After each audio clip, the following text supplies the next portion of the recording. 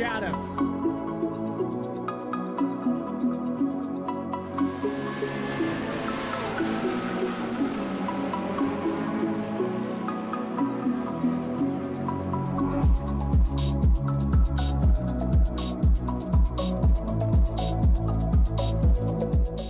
Racing isn't easy, but experiencing it is. iRacing puts you in the driver's seat with the industry's leading sim racing game. Drive on laser scan replicas of the greatest racing circuits from around the world. Go head-to-head against other drivers chosen by skill-based matchmaking to ensure competitive racing at every level. Compete across all your favorite series. In officially licensed cars, engineered to deliver the most accurate driving experience possible.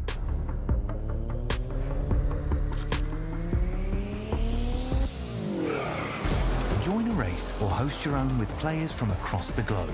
Race against the computer or in a league with friends. Feel the thrill behind the wheel. Visit iRacing.com.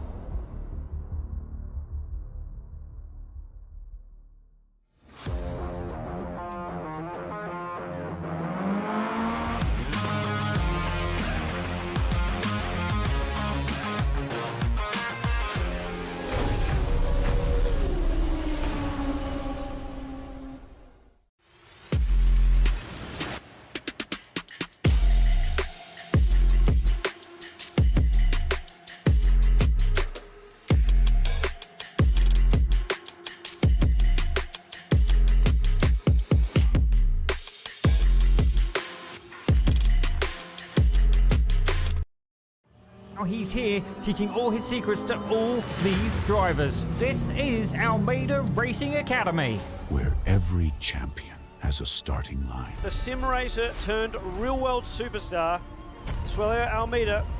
It's Connor Bell racing in his own backyard for the very first time in the NASCAR Canada Series. The workshops helped out so much. Something about battling with somebody faster than you, it just pushes you that little bit further, and I was able to just keep developing my skill. I can kind of commit more with the exit there. That was good. If you do take sim racing seriously, it does impact your racing technique for the rest of your life. I know how the car is going to perform around these corners because of the model I have in the sim. Just the benefit of sim racing when you go into real life, I don't think people quite realize it yet. You have infinite track time is the biggest factor. You are able to try so many things, and the physics that are simulated in the sim nowadays, especially iRacing, are so close to real life. Creating champions. Suelio Almeida is a master at his craft. He's outclassed a Le Mans driver, a European Le Mans Series racer. These guys are among the top 0.02% in the world. Designed to create champions. First NASCAR Canada start. First NASCAR victory for Connor Bell. Connor Bell standing on the podium here today. This is the Almeida Racing Academy 3.0. Wait a race, buddy, wait a race.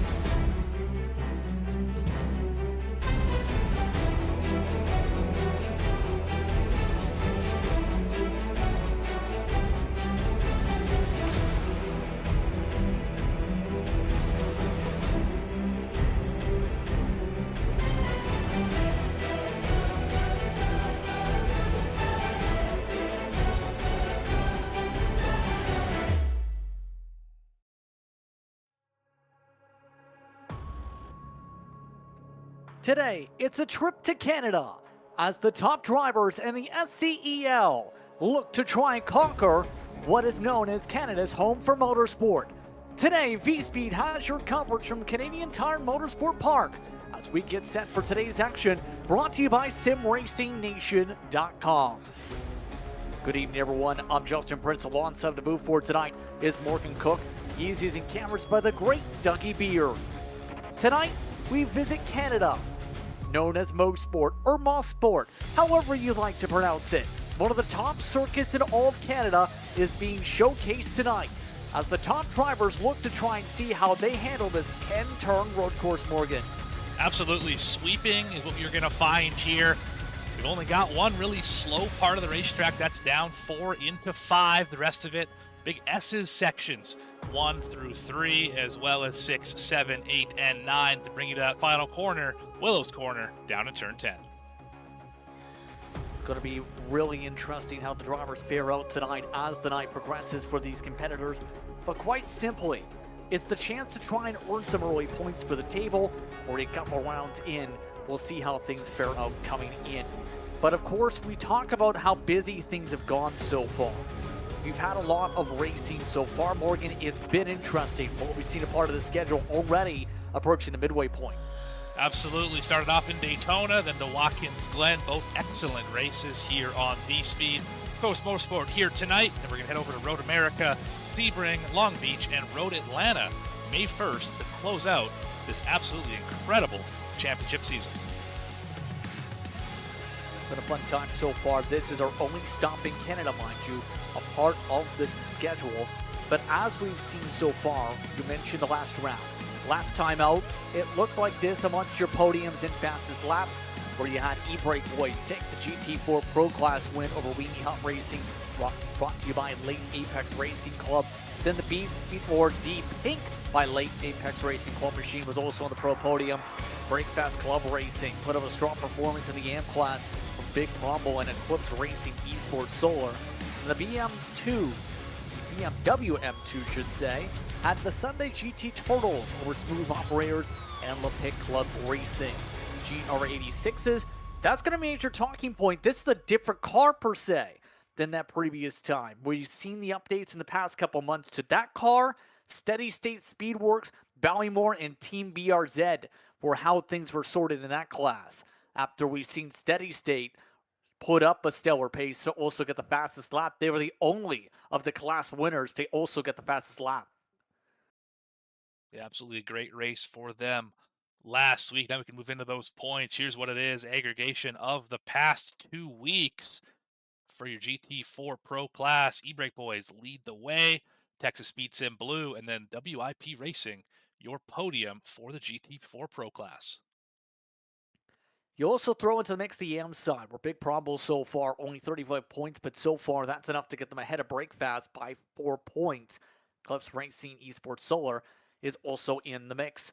3 points to separation to Rockefeller Royalty Racing, along with Eclipse Racing's Lunar team, and Davis Motorsports also in the double-digit club. But you also talk about the air classes so far, the Ron stuff. Their name may say otherwise, but they've had the right stuff much of the season. They have a 3-point advantage over the Sunday GT Turtles, but is close behind them. Also in the mix, Maximum Effort Motorsports and Smooth Operators tied up at 3rd in the standings.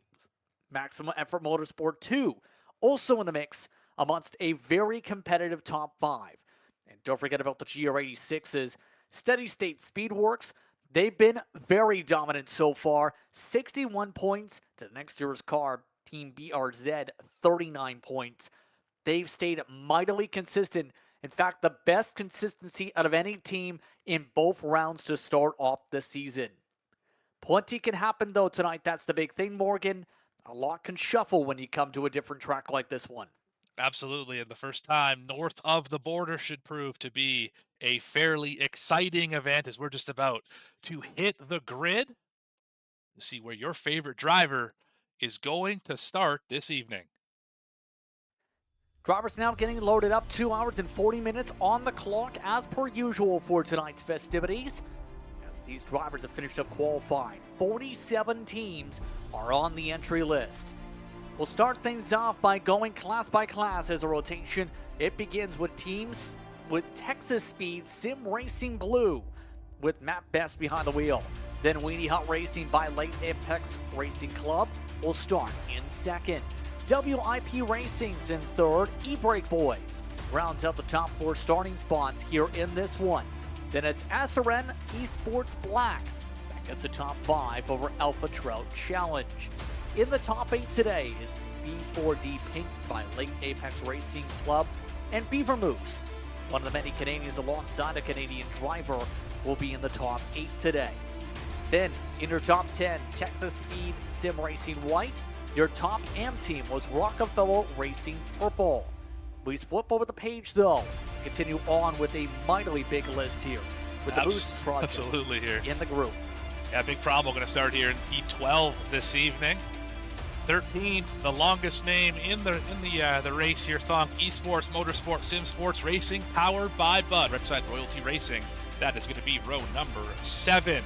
Eclipse Racing Esports Solar going to start in 15th spot. SRN Esports Gold with their worst start of the year. They will start in the 16th position.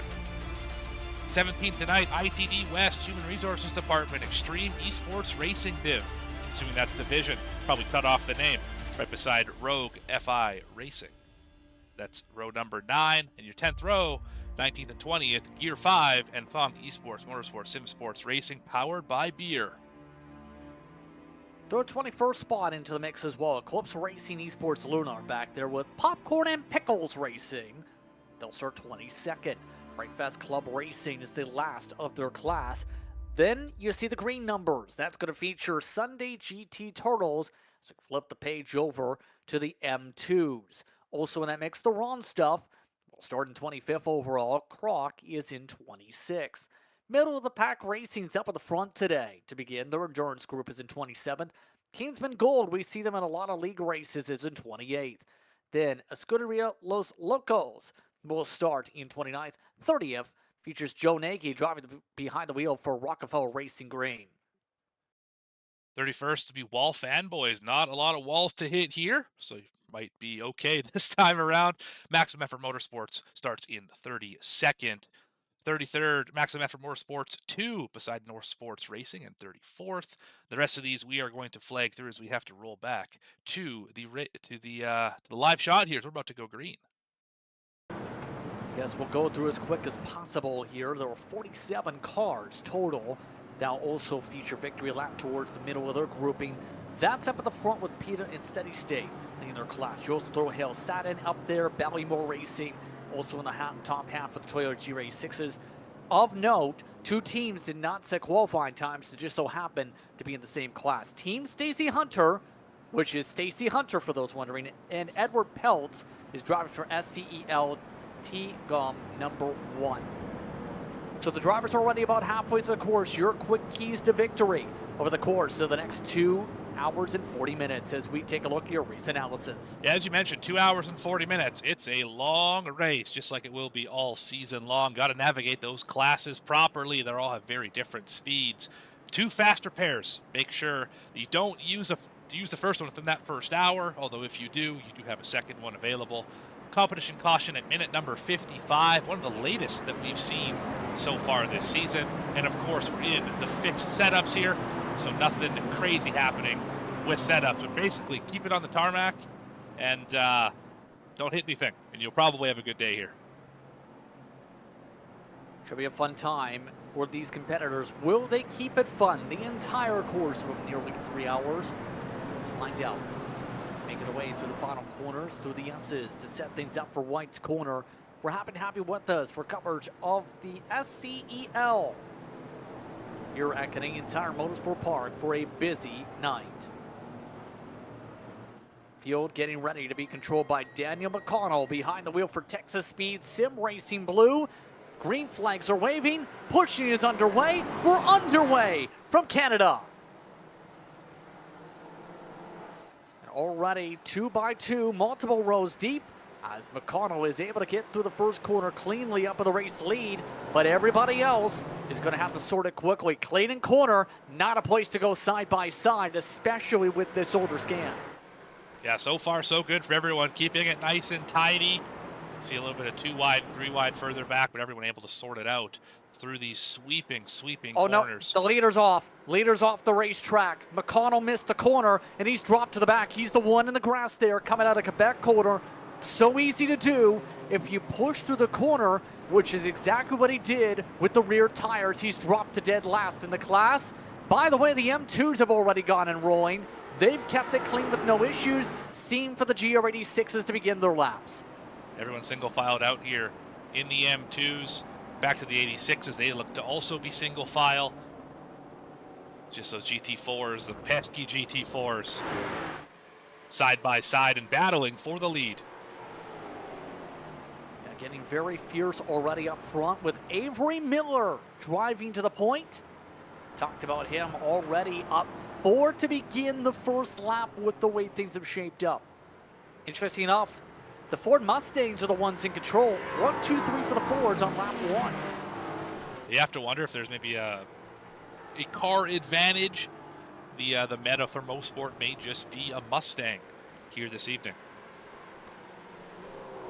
It's going to be a curious time to see how the manufacturer divide works out, but at the very least, a lot of Fords looking very feisty here, and you see some of the side-by-side popping up with one of the Eclipse machines, that's a store machine, trying to pass by Roller 2 Racing. We'll say throughout this entire night, though, the main thing to consider, trying to avoid incidents in the stack-up areas. It's an ever-flowing track, but the hard brake section, Moss Corner as it's known, right here, where you're going down to the crest, up to the top, where it's two-parter corner with a little bit of a straight line before with the curving section, can really set things up for this long straightaway or cause a crash. Yeah, absolutely. I mean, you have to really make time in that braking zone because it's the only opportunity. It's actually it's the best opportunity to pass on this racetrack. We've seen many passes happen off the final corner, though those typically end up with one car in the grass. Remember that in that NASCAR Truck Series race many years ago, Chase Elliott, Austin Dillon here at Motorsport. But basically, you got to make it happen in turn 5, is what I'm trying to say. Yeah, I was about to say. A couple of those opportunities like those incidents, but you don't expect that in this type of racing. No. They do host IMSA competition as well here. And they go north of the border. Do see opportunities up the Mario Andretti straightaway here to be able to bump traffic right here. The GR86 getting the opportunity here with the different model. We talked about this the last time out with the updates. It's been very much liked by those in community to be able to race a little bit more to what you see in real life in terms of the draft effect. It's going to be really tested with the Mario Andretti straightaway, similar to what Daytona tested for drivers a few weeks ago too. We saw a lot of bump drafting at Daytona on the oval section. We've already seen a little bit here tonight as we push a little wide there, do a little grass clipping off of turn number 1. Yeah, just pushing a little bit wide. In real life, there's a little bit more runoff area, a bit more pavement these days. But remember, the last time they scanned this in terms of iRacing was around the early to mid-2010. So it's not so as accurate for the pavement, but it is accurate in terms of the layout, as you would expect with iRacing. Now, being said, if you're in the M2 class right now, seems like everything's coiling up pretty well. Of note, 2 drivers already had issues in the opening laps. Hale Satin is the one of 2 teams at the back. They basically missed the start. They were a minute 42 back already and a lap down. Popcorn Pickle and Pickles was the other team that had a crash and did come down pit road.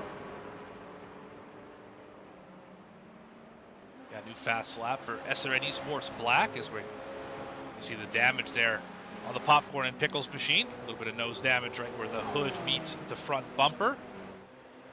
So we have a battle for the lead in the 86s. Getting a little bit fierce amongst the Toyota GR86s.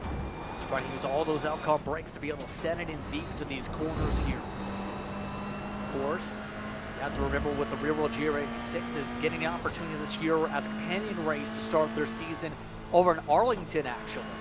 A part of that Grand Prix circuit. Huge racetrack, to say the very least, for that type of racing. But, obviously, for these drivers in the virtual world, you have the opportunity to be able to get the elbows out. We've talked about with this car. Lots of chances to be able to make cuts like Steady State's trying to do, to be able to make it wide, to get alongside and potentially get to be alongside. And this class has consistently put on great racing for the 2 races that we've seen so far this season. This one is obviously being no different with the leaders separated by just under 2 tenths. We're going to jump up the GT4s here for a moment as we have a side-by-side battle. Almost 3 drivers having contact there near the back of their grid. little bit chippy for a couple teams here as they go. SRN still controlling things, wouldn't say dominating yet. Texas Speed trying to recover for their incident. But right now, Avery Miller getting a good job to separate it. His sake, a lot of these other teams just trying to, at the very least, get into a good pattern for the fuel save. We've seen the competition caution period in the race analysis graphic earlier on. That's going to be an interesting time of how that works out, Morgan, tonight, because remember, with this series, you have a bit more of a fuel cap for the cars. But you're talking about right about or just after the pit stop window for that estimated competition caution here. With it, despite it being the later point, it's going to still have a bit of a factor on the top-off strategy for some of these teams in a bit. And the only real similarity we've seen between both races is it came down to fuel mileage. In both of them, we were scratching our heads to see can one of the teams in GT4 stretch it to be able to make it to the end and pull off the upset win. Both times the answer was no. Both times the opportunity presented itself. This competition caution does the same thing. We're going to just cross over that 2-hour mark, or finish this first group here before we get to the 55th minute. And that's going to really shake things up. Curious to see what it looks like and how it translates to the end of the race. Keeping an eye on a lot of these teams to make their way on around the course right now. We'll say with some of the battles here, you'll see some chippiness pop up. See, for example, SRN Esports Gold, Rockefeller Racing Purple switching spots. Right now, at the moment, it seems Kyle Bassett amongst those able to get on the move. The SRN machines, yes, I know with Sim Racing Nation, there is that very much connection. They seem to be very comfortable with this track. Remember, some of the ownership group is Canadian after all. Absolutely right on that. And Esports Gold for SRN, they have moved from their 16th spot all the way up to 9th, so definitely on the move already. They are one of, if not the biggest mover. They are the biggest mover in the race across all classes. Biggest dropper in the race so far would be Texas Speed Sim Racing Blue, of course, who was leading before they went off in turn 3. Yes, and the interesting thing is going to be seeing how well the one in particular recovers from such a big mistake there early on, because normally with what we've seen from Daniel McCollum, for Connell, and for Matt Best, they're usually some of the better drivers. They've also, in fact, as a group, made some of the top splits in iRacing special events in recent months, or the past year especially. Just a little bit of a surprise start for them. The BMWs, meanwhile, see how things are going with some side-by-side, bearing out with them. A lot of battling. Sunday GT Turtles trying to hold on with Jason Landry. Michael Brooks trying to find a way around here. These two are going at it right now. Look at the dive. Not quite a space available. Going to lose a little bit of ground here. As the Turtles defend well through that part of the racetrack. Now down the hill, sweeping left-hander. Turtles continue to pull away ever so slightly. Yeah, just right now, Ron Stuff getting a little bit snippy-snappy, trying to get it on these sends. Been a team for a few years now as a grouping. We've seen how well they performed as a whole throughout the campaign. Some of the other drivers in contact. Contact. Oh, what a save. Holy cow. Rockefeller Racing Green, move of the day so far. Somehow kept that thing from spinning. Let's ride on board. Now look at this, trying to get the opportunity back. We'll see the replay. Kingsman, by the way, did miss the next corner, but this part of the racetrack got a little bit sketchy. Watch his hands. Yeah, that's getting it. Great driving.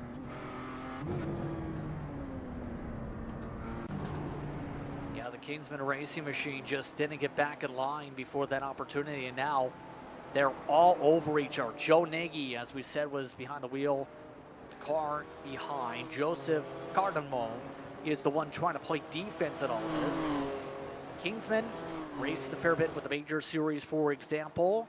Of course, they're starting to get back going in the next couple weeks also.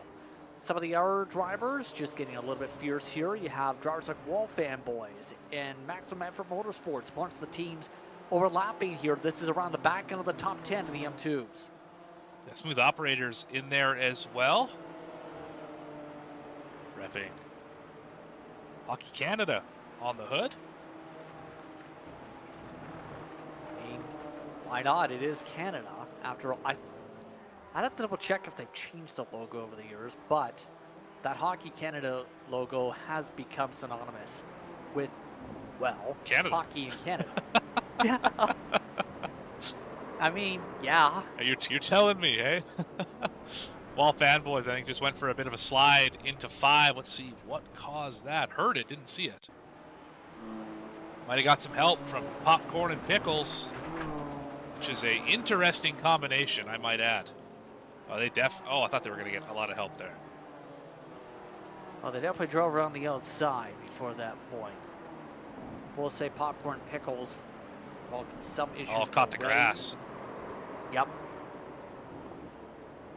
Good job, everyone around him not getting involved.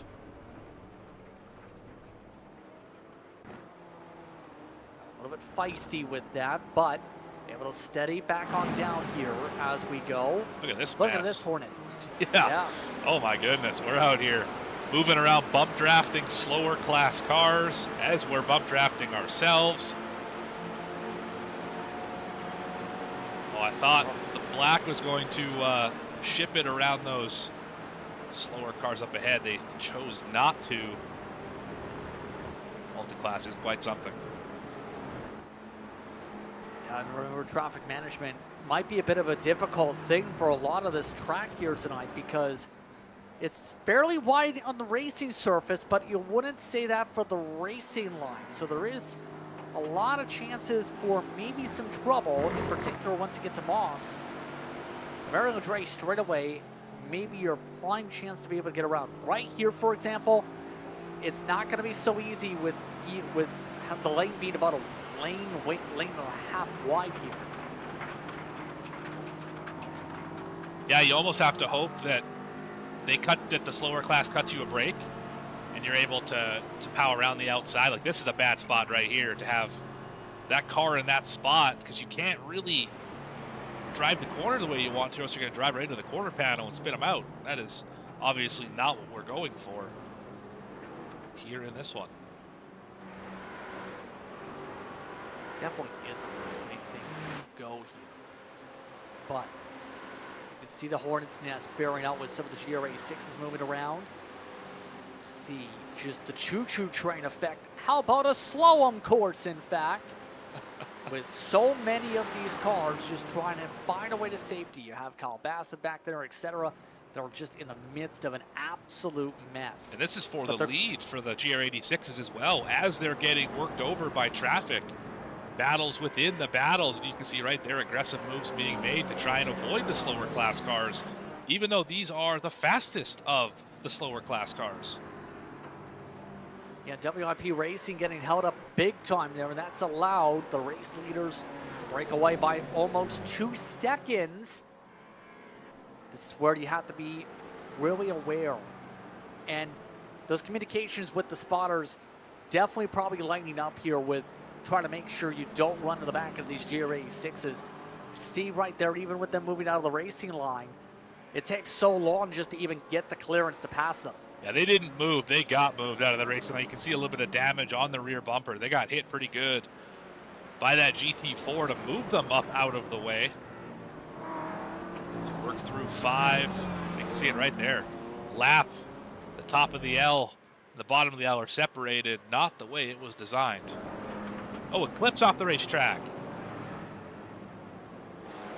More drivers having issues already in the early going.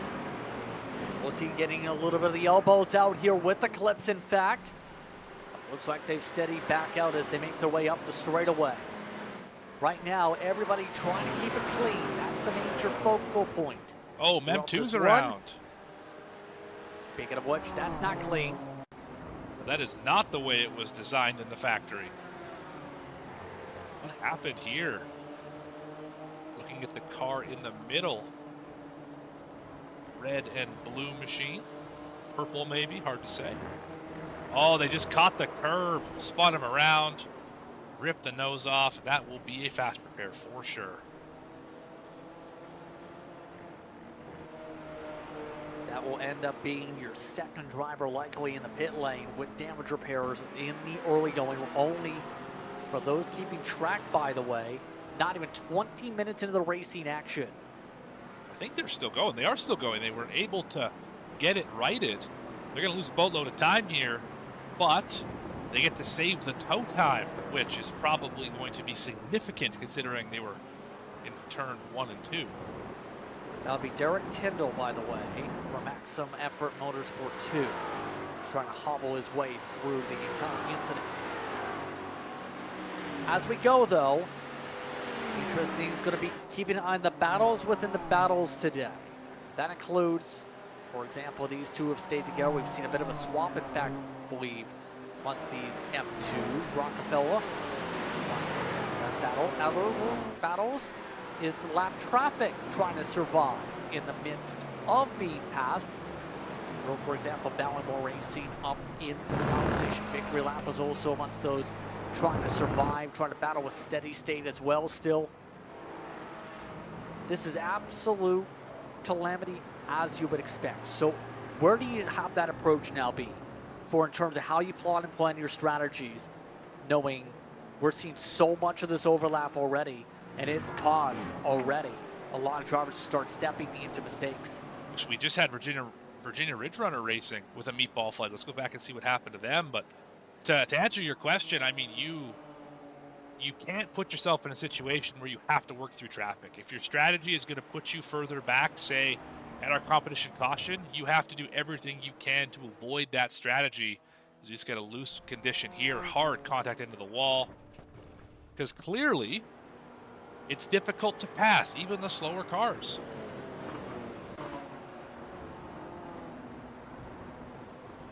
Yep, and right now it's causing absolute difficulties for plenty of these drivers here. Still plenty of time to think as we keep an eye on some of the M2s. Of course, the M2s are pretty well balanced in terms themselves. Well, it is one manufacturer after all, but you see teams like Kingsman try and get some of these cuts. Other groupings will get the opportunities to make pouncing moves like the outside here. That's one of the SRN back machines able to hold on in the fight. Smooth operators keeping it smooth here. However, the big thing is for things is how things can go in the point. Smooth operators came into today third in the standings, remember. You need to be a lot higher up to be able to keep up with the wrong stuff in Sunday GT Turtles who are controlling this race. Contact there in front of him, which you also have to wonder where this falls on the calendar. Obviously fairly big event next week, the Daytona 24-hour event. Makes you wonder how much time some drivers have focused on that marquee event versus this league race. Kind of curious at some of the pace of some drivers we typically see up at the front. Maybe that is where their time is gone. And especially considering that now with iRacing, it's become basically the Roar coming up tomorrow. That's right. For those who are in the solo events. That's supposed to be a 2-hour and 40-minute race itself. So you have a lot of divide amongst who's going to be working in those races coming up in the next few days. So you're going to have a lot of drivers split many different directions here in terms of preparation. Oh, and by the way, some leagues are even hosting their 24 hours tomorrow as well to bring some of the craziness. This is a very busy time in sim racing. Oh, we got one cutting the grass. That's Motorsport. 2:03 by Maxwell Waite. We'll look back and see what caused that driver to go well wide.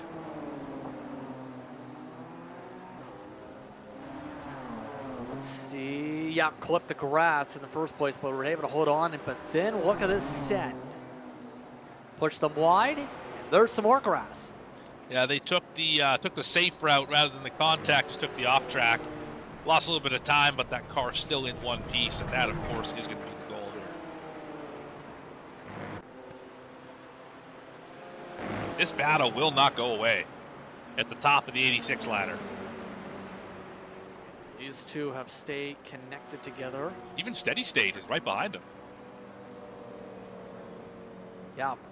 Better Racing, Victory Lap, Steady State, all grouped pretty well together here.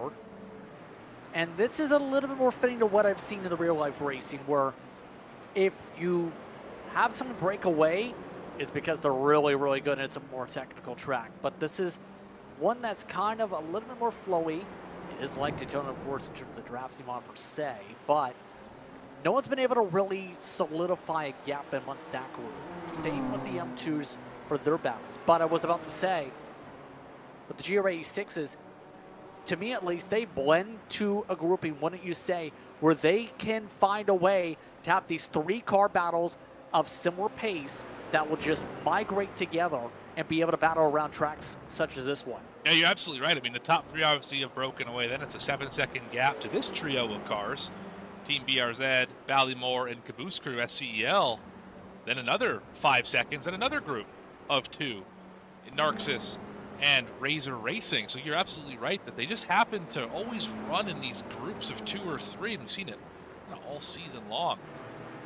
Battle up here, just at the top 10 overall. Rockefeller Racing purple and Big Promble. Oh, a little more contact. How do you do? Still on the racetrack. Oh, he got another guy. That's one of the Funk machines. Oh boy, that was a huge slide and a half down the hillside. Adam Ballard tried to save it for a good bit and ends up becoming bowling. Let's take a look at the V-Speed instant replay as you can see that coming with some of the side-by-side popping up. Absolutely. Almost saved it. Went a little bit wide here, but boom. That was a big hit, too. And then just right there. Barely caught Thonk, who didn't hit anything. So that is good news for the 9, but yeah, definitely a lot of contact there that is unfortunate. Trying to remember back, JP, if you could help me with this. At Watkins Glen, there were 2 teams who had multiple incidents together. Can you remind me who those 2 teams were? You have that in your notes somewhere? That's a great question because I'm going to look back at the notes here myself to make sure. But I know there was, at the very least, Rubber Duck was a DNF, for example. We've seen plenty of others like Weenie Hut lose a lot of ground with some of the runnings earlier on with the amount of laps. To give you the exact answer, I think everybody found a way to hit everybody. You're right, they did. They sure did in Watkins Glen. That was a fun one. Absolutely was. Battle for the lead in the M2s. The top 2 in the standings, top 2 on the racetrack, and they are wobbling around out here. Jason Landry, who's represented teams in national competitions, looking to try and hold on the outside. It's a Saturday. It's not even a Saturday. He's about to turn himself on a Friday. Nearly turned across the nose of the Ron Stuff. A little bit too close. Maybe expected the Ron Stuff to back out of it before they did. And here comes the Sen for the lead. Up the inside, the Ron Stuff. Michael Brooks taking the preferred line away, still dead even as they head up towards Moss. But that's the frustrating part about S's is you think you have the advantage and you just turn back the other direction, and the Turtles have the advantage for now into Moss. They hit the zone well, but the Wrong Stuff still right on the back bumper. It's half a car length between those 2 cars. It's going to get tighter as they work through the long straightaway. Here we go again. See that little bit of a pull, allows some extra RPMs to build up that you normally wouldn't. Now it's the matter of trying to get the pull before they max out on the RPMs and on the chip. Some draft being picked up for the GR86's contact again. A little bit of chippiness, nearly clearing again. Landry might have to use the 86s coming up as a pick. Now we'll get single filed out. This might last for a little bit here into the pit window. With the way things are shaping up, the Wrong Stuff is racing like it's the final 3 minutes, not like 2 hours and 14. Oh, we got him. And they give a bit of an elbow. How do you do? You can see that out of the last corner, not into the first one. Got into the door, crossover, bad entry. It's shallow. Here comes a better run for the Turtles. Might get to the quarter, not quite. Had to lift, but 86 is on the way. If anything, they're having a hard time digging to get into the GRA6 as they're battling so hard. So obviously the message is move out of the way when you can. There's the straight line speed allowing to close up. Cornering speed seems to be pretty even today between the M2s and the Toyota GRA6s. So the question's going to be, will they be used to help out with the draft or as a pick in a second? Looks like Jason Landry just lost some time, though. It doesn't matter. Yeah, unfortunately, when he needed to be the closest. Oh, we got a driver wrecking in front of him. That's got to be a connection issue of some sort. Someone just nailed the outside wall. That's BRZ. You kind of saw that. Let's go back and have a look at him. That car took a hard corner. Yeah, they were one of the top teams in the class, fourth coming into the lap. They weren't amongst the lead group. There's the tech issue. Bit of a blink. I think these tires just turned hard left. Yeah, there it is. Wheel disconnected, probably. Call that a tie rod issue on the official score chart. But either way, that car hard into the outside wall. Significant hit, cost significant time. By the way, as we've looked with all the craziness popping up, should be surprised, Steady State has taken the lead in all of this over Better Racing, Cody Petta. Victory lap, still holding on to the back end of the 431, but Steady State doing steady things, trying to build a small buffer here. We talked earlier about how the 86s typically break into these three-car groups. You know who doesn't? This big wad of GT4s. There's 7 of them, 8 of them, all in a row. Can't break away from each other, all behind. Big Prommel. Everybody kind of trying to figure out a way to sort themselves out here. Big Prommel for reference. All right, 23 seconds back to the overall lead. You see them just at this point trying to keep up with the big recovery for some of the Texas speed cars. But the white machine up the road. Boost Project is the R car. Yes, it is. 2 battling. It's not done. And from the outside, Landry. These two have made contact 4 or 5 times so far already. We're door to door through turn number 1. Still even. Off the rumble strip. Faster class incoming. Oh, that was an aggressive move by the Turtle. Slid in front of the wrong stuff. I think this battle is going to continue all race long, JP. I think so with the way things are shaping up, at least in the early going. Pit stops might separate them out, if not anything else. But for now, on overall speed, these two teams are up on it today. Keep in mind, coming into today for the point standings, it was the Ron Stuff who had the small advantage over Sunday GT Turtles. And keep in mind, that's with the Ron Stuff starting with the first strike in race 1. Race 2, it was Sunday GT Turtles with the bigger point tally. Now, it could get interesting with these two nearly identical with the point spread, with the way things are shaping up early on. This is where you take your shot in race 3. I mean, obviously you both split the wins in race 1 and 2. This is where you really make that statement to say, I'm the better car, we're the championship favorite, we're going to go out here and get it.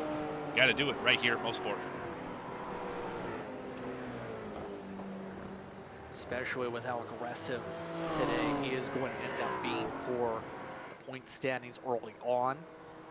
Absolutely. By the way, in all of this too, some of our drivers like SRN Esports Black trying to lap their way past the M2s. Again, Miller, since taking over the lead, been able to keep that gap pretty sizable. Almost 2 seconds still. Miller today, working hard behind the wheel of the 95, is, as driver's side, currently working solo for the day. I believe a new addition to the SRN Esports group, Avery Miller is. Showing why he belongs. Currently leading the way. Been doing very solid so far today in terms of his approach. But keep in mind, they've described him in social media posts I've seen in the past as a triple threat almost in the past, way far back.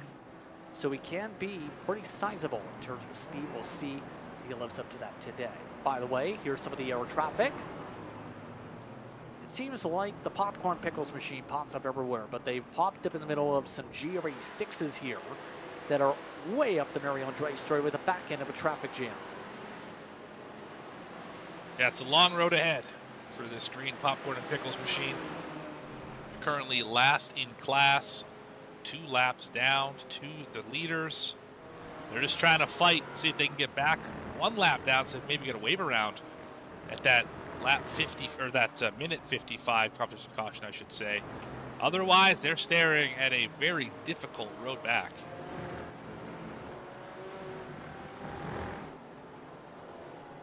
Absolutely. Almost at the 2 hour to go mark, by the way. We're still, based on that time, about 20, 25 minutes or so from the expected competition caution to group up the field. At the very least, the majority of the field's been lapped. Thunk at this point, one of the Thunk cars at least, trying to go bonk and find a way ahead. They've really lived up to the paint scheme, but also speed today for them for both their cars, not where you expect for one of the top teams, especially when you consider Thunk was, for their car brought to you by Bud, in the top 5 of the point standings entering today. You got to remember, one of those cars got spun. I think that was Beer. Yes. Got spun earlier. So they're sitting back 20th position, have not been able to pass, but this might be a situation of there's only a couple spots on this track where you can really make time. Otherwise, you're just maintaining. Like through the S sections, you're probably not able to make a lot of time. You got to save that for Moss and turn 10. Everywhere else, you're just trying to not lose time. That might not play well into their driving styles. But it also doesn't help that the team brought to you by Bud ended up, according to the point sheet, with a 0 in the points category. They were one of 2 teams to get a 0 in round 2. That was after a 30-point start to the season, with teams like Alpha Trot also up there. So did that's they race how in big. round 2 though? Believe the Bud car didn't. The Beer car did. Okay. Hard to tell. Same paint scheme, same very long name, only 1 word different. Hard to tell sometimes. They probably hydrated though. They seem to be hydrated.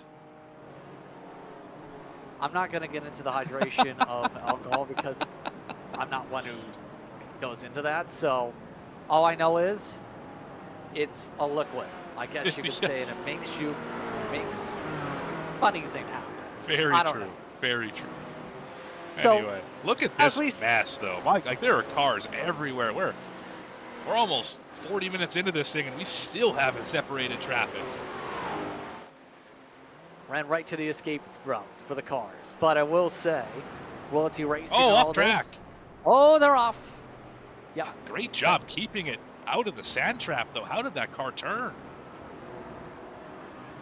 Well, took a bit of rotation effort, you'd have to think. Looked like McConnell was trying to set something up, and then we see the blend down. And now Royalty Racing losing ground to the one machine. I just throttle it up on the grass, I guess, and hope it sticks, and that time it did. We'll say with all this, good recovery from McConnell. Might be in a decent spot to at least get in the top 10, if not a little bit higher after the pit stop. Some of these other teams, it's going to be the matter of can they get the effort together here? Because when we bundle up soon, it's going to be about how well you're able to get the launch depending on where you're sorted in this group. The higher up the one can get, the more it helps its case. Here comes a battle with Solar, in fact, as well as Big Brumble. They are faster than him by far here. Yeah, everyone's stuck behind some slower traffic. That's I believe an M2 that they're stuck behind. Although now with the straightaway being so wide, we're 3 wide up the hill. Oh, goodness. This is kind of boxing in the one machine. Watch for the overlap, though, from Texas Speed. If they can force it through, no.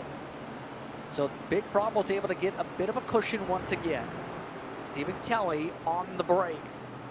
Braden Milling trying to hold on for now. Will come into pit road. The window is open. It looks like it's an earlier call than you would expect. Not even 2 hours in.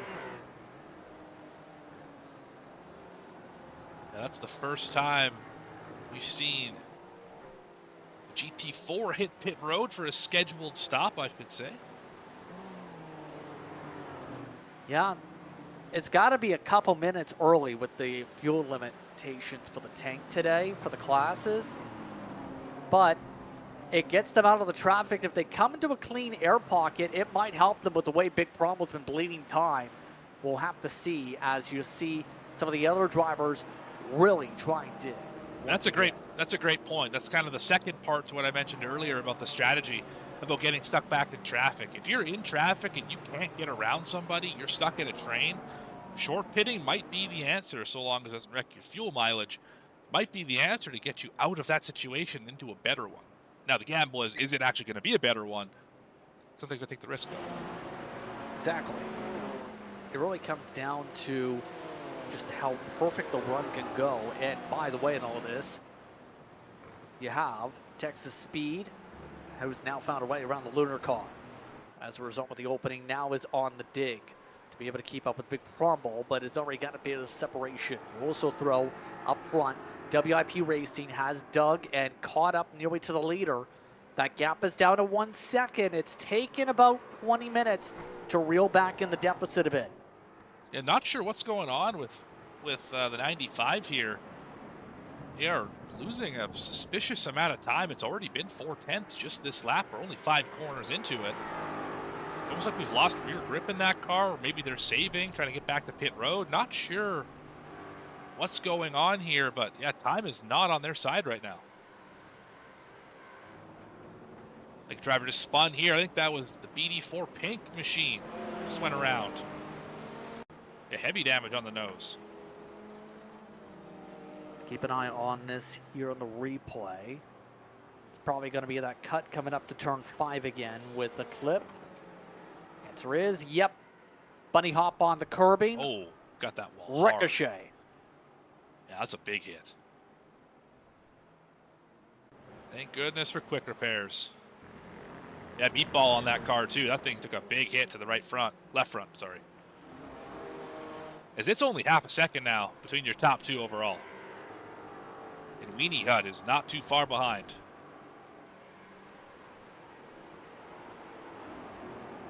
Yes, indeed. We'll say for Avery Miller, it's a matter of trying to hold on. You mentioned being one of the newer people with the team side. Got actually a feature by Sim Racing Nation a few weeks ago.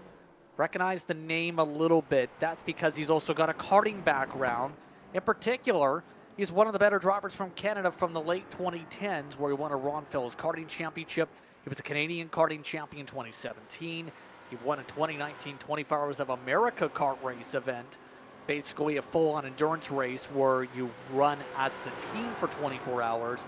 Oh, and by the way, he won somewhere around $3,000 in Forza Motorsport 7, another sim that is officially been canceled by Microsoft. But he has a lot of experience, is what I'm trying to say, virtual to reality, especially in the karting world.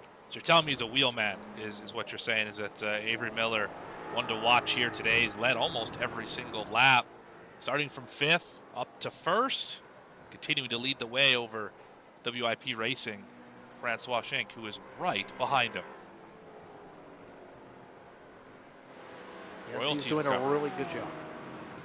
Yep, we'll say. They didn't lose too much ground in the overall retrospective of things. They only lost 2 spots, and they've already gone to the back bumper, one of them that they lost. Yeah, again, I don't know how they made this 116 turn on the grass to be able to stay close enough to the racetrack to not lose all that time. I mean, most other drivers, you get in that spot, you end up off in the gravel trap or in the wall somewhere. But I mean, incredible job by Justin Kidd here driving the car to be able to keep this thing on the racetrack. And there's the pass for the lead for the first time in a while. Yes, indeed. That is Francois Schenck able to make their way up to the point for WIP Racing. Able to get it on the long run. Might have played the tires a little bit better here to be able to help their sake. Now the interesting part will be, will they be able to keep on going up at the front, or will they elect to plan? We are just past the 2 hour to go mark. Pit window should open up pretty soon. The answer is, it's not going to be over yet because Miller just shoved it up the inside. Yeah, aggressive move. Somehow made it stick. It caught WIP Racing sleeping just a little bit. Going to take the lead back into one. And here comes the Weenie Hut. 3-car battle for the top spot. Good hard battling here, just past 2 hours to go. And as they continue to shuffle, the question will be now, where will the fight go if you're in the 3rd spot? Weenie Hut, very quiet throughout much of the day, but Raymond Tao has been keeping within range. His average pace over the past few laps, the quickest out of this entire 3. The past 5, he's been a 10th quicker than the top 2.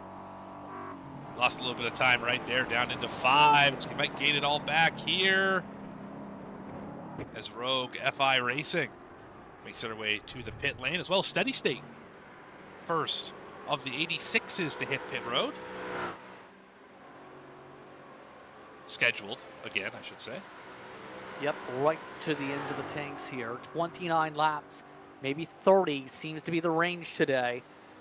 You break that down on the estimate, you're talking about a couple more stops after this. The estimated lap distance for this class is somewhere around the 80 lap or so range to go. There's the pit stop for SRN. That breaks up the lead battle as 2 of the 3 duck on down and join these cars. And what does that mean for WIP Racing? Clearly have another lap left in the tank, or else they would have pit there. Well, now, as they settle out and get the strategy sorted, it's a good opportunity to mention one of the partners when it comes to this series, Almeida Racing Academy. Want to get actually fast? Soilio Almeida is launching the biggest update of his career, the Almeida Racing Academy 3.0. This isn't just theory. Soilio is packing everything he's learned from coaching 12,000 students, 3,500 one-on-one sessions, becoming a radical champion, and racing at the top level in IMSA against factory drivers and world champions. His coaching has evolved, and the results are real. Academy students are winning in top-tier esports and even taking real-world trophies like the 24-hour of Barcelona. The new Almeida Racing Academy 3.0 is a single membership that includes everything. You get all his premium online courses, like the Motor Racing Checklist, which used to cost $200, combined with the Academy League, workshops, group practice sessions, integrated tech telemetry tracking. It's all on a brand new platform, built from scratch by Soilio's team. They've even included a new braking exercise feature where you can practice your precision right from the website. A lot of cool features, and I know he's gearing up for the real world racing season coming up. We actually believe have seen him pop up in some various different series in recent times where he's been looking very fast, let's put it that way. I believe there was a race called about a month or so ago where he made an appearance with his entire team. Turned out they were very fast, let's put it that way. Yeah, no surprise. If you're able to coach at the highest level, you clearly have chops. Driving the car, we saw the intro to kick the show off, and absolutely incredible what him and his team have been able to do all over the motorsports world. Well, the one, Texas Speed Sim Blue, back to the point, unfortunately.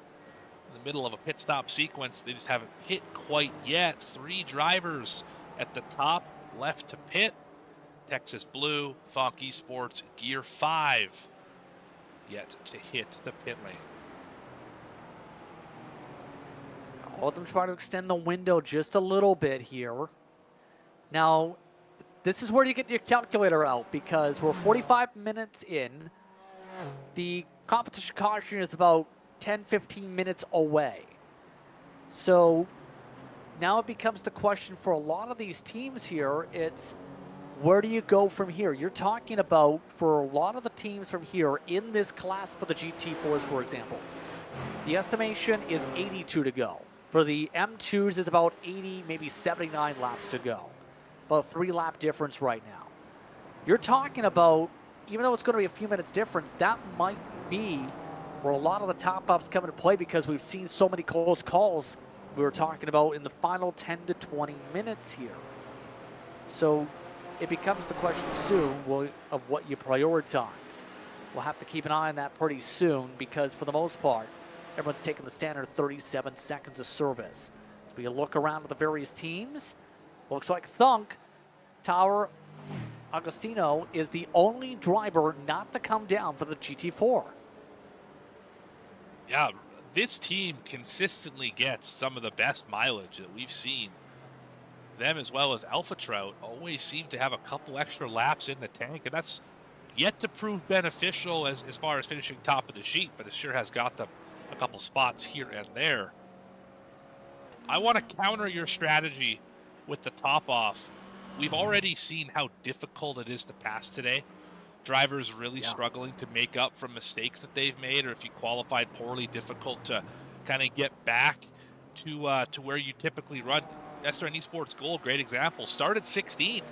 They've got to 9th and flatlined. They're stuck in that position, haven't gotten any farther. We talked about the one of Texas Speed Sim Blue was the leader, right? One of the fastest cars here made a mistake. They're back in 14th after the pit sequence. It's hard to pass here. I would do everything you can to keep track position. As drivers about spinning in front of them, my goodness, that was close. But don't put yourself back behind the 8 ball. I wouldn't top off if you have an opportunity to stay up at the front of the field. That's a great point, and why I was kind of floating the idea there was you put yourself behind all those lap cars as well. Right. You put yourself where you're going to have to start at the tail end of the line, and you're going to have to pass by a lot of our class members. You could cost yourself at least 2-3 seconds net to the next position possibly just by electing to come down to pit based on how the sorting could go. It really depends on how things get placed after the pit stops and making sure everyone's grouped up class to class. Yeah, the different strategies than what I would have said, last month at Watkins Glen or to start the race season officer at Daytona, where you can pass with relative ease at those racetracks because there's different areas to be fast in.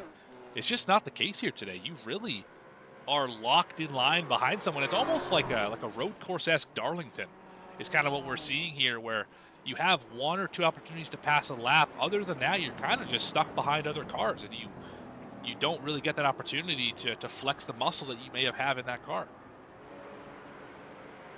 It's an interesting perspective in terms of what we've seen, absolutely.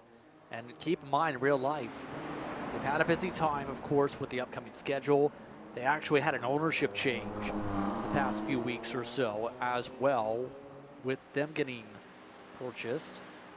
So there's been a lot of transition in terms of that side of things in recent months for a circuit that brings so much joy into the Canadian market. You see some of the battling with the M2s, for example, here.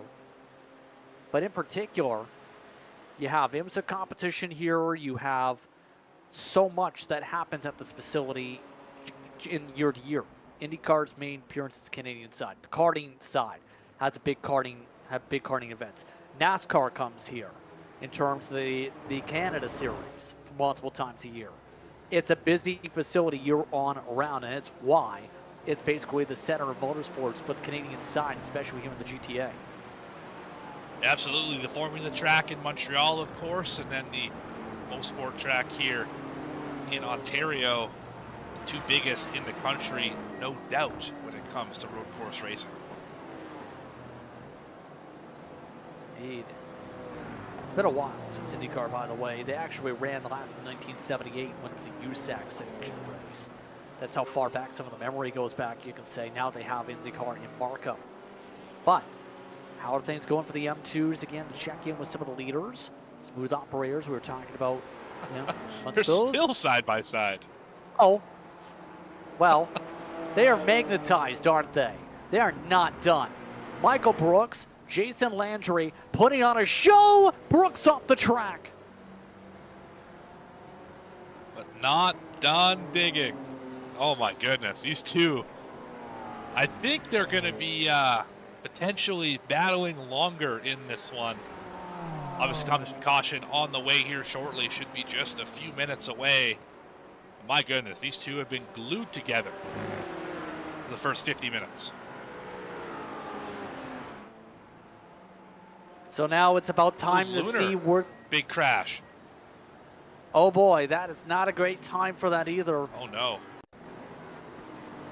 Well, it's never a good time to crash, but it's never a good time knowing, even with the caution coming up, that's going to really impact where they are lined up pretty soon. I counter with it might actually be the best time to crash because everyone's going to be slowed down here in just a minute. At least some of the bleeding will stop. I don't think the fast repair is going to be done enough in time. Yeah, they just hooked in the left side tires in the wall. Yeah, they nailed that wall. My goodness. That is suboptimal. And I think they also blinked out of the session as well. They're having technical issues on top of it. Well, that's going to be pretty substantial, the connection side. Yeah, by the way, Millers did cycle in front for the race lead. You see maximum effort in their battle you see here. Holy, into a choo-choo train effect. Maximum effort, smooth operators amongst those trying to get around as they work with some of the other cars here to squeeze 3 wide. Aggressive for a moment. Looks like it's going to work out. Yeah, Scuderia Los Locos is also in the midst of this battle too, by the way. This is actually interesting. They're using the faster traffic to pull them. Oh, got a lot of drivers hitting pit road right now. This, I think, is when the window opens. Saw 3 drivers hit pit road all at once. That's the leaders in class. GT Turtles, Wrong Stuff, middle of the pack Endurance, all on pit road for a quick top off. ITD on pit road as well. Yep, and we are just about at that point here too. The math said about 55 minutes in. We're about 53 minutes into the race, if my math is right. I might be a bit off. Yeah, should be here in moments regardless. Yes, indeed. And it's going to be interesting. It's all fares out. Thunk going to be one of the teams to take advantage. We talked about their struggles. 14th and 16th in class today. Pit road is closed, and there are cars still cycling down pit road. Well, that's a 40-second penalty post-race for entering a closed pit road. That could be the difference between winning and finishing last car on the lead lap. Did they beat pit road is the question. That's one for Jason Landry and team to decide. Crew running SCEL here this season, doing a great job. Of course, one of the most, I would say, efficiently run leagues that I've been a part of here on V-Speed. It's been a lot of fun to be broadcasting these first 2 and a bit races. Excited for the rest of the season here. Coming up to the final minute before the competition caution here. Still checking in as things go for the race leaders for M2 with the scrapping. Not done yet. This is already with smooth operators still on the racetrack. This is net lead, believe. Now, yes, it is for the lead. Should correct myself. Smooth operators already coming down. Sunday GT Turtles and the Wrong Stuff still bundled up together here. Scoring loop's going to be important. Bit of a checkup of the traffic on the outside. The Wrong Stuff shoving it on through. Yeah, they're going to fight until the flag is thrown. They want to get in front for the scoring loop. As you mentioned, as Turtle's going to go into the marbles, there's a little bit of time here. That might just do it before that flag is thrown here in about 20 seconds. Popcorn and Pickles Racing having an issue. They're hemorrhaging time right now. They have a connection issue, it looks like. Yeah, a lot of people starting to have the tech side of things pop up here. Can confirm their connection has dropped down to the 50s. There's the competition caution, which will allow the field to bundle up. We're under caution here from Canadian Tire Motorsport Park. And that will see the field bundled together here. Again, you have SRM Esports Black up front for the GT4 Pros. At the moment, the AM side, but the Crashes sees one of the Eclipse Racing entries up front of our Boost Project, who's going to be right to the rear end with the competition caution. The Wrong Stuff gets the scoring loop with the M2s of our Sunday GT Turtles. And while things have settled out, Pedal Racing did take a 1 second advantage before the comp yellow over Steady State. They had both completed pit stops, but remember, the 431 had a quicker stop of 23 seconds to everyone else's 36 to get that lead. Gotta wonder if that's going to come back and be a factor later, as they have a bit of a connection issue there, but gotta wonder if that'll be a factor later, having that 14 seconds less of fuel. Or if you're just going to run it out anyway, maybe that's only a lap or two and you can still make it to the end just fine. 6 lap difference actually to Steady State, but Victory Lap pit that same lap and took the full service.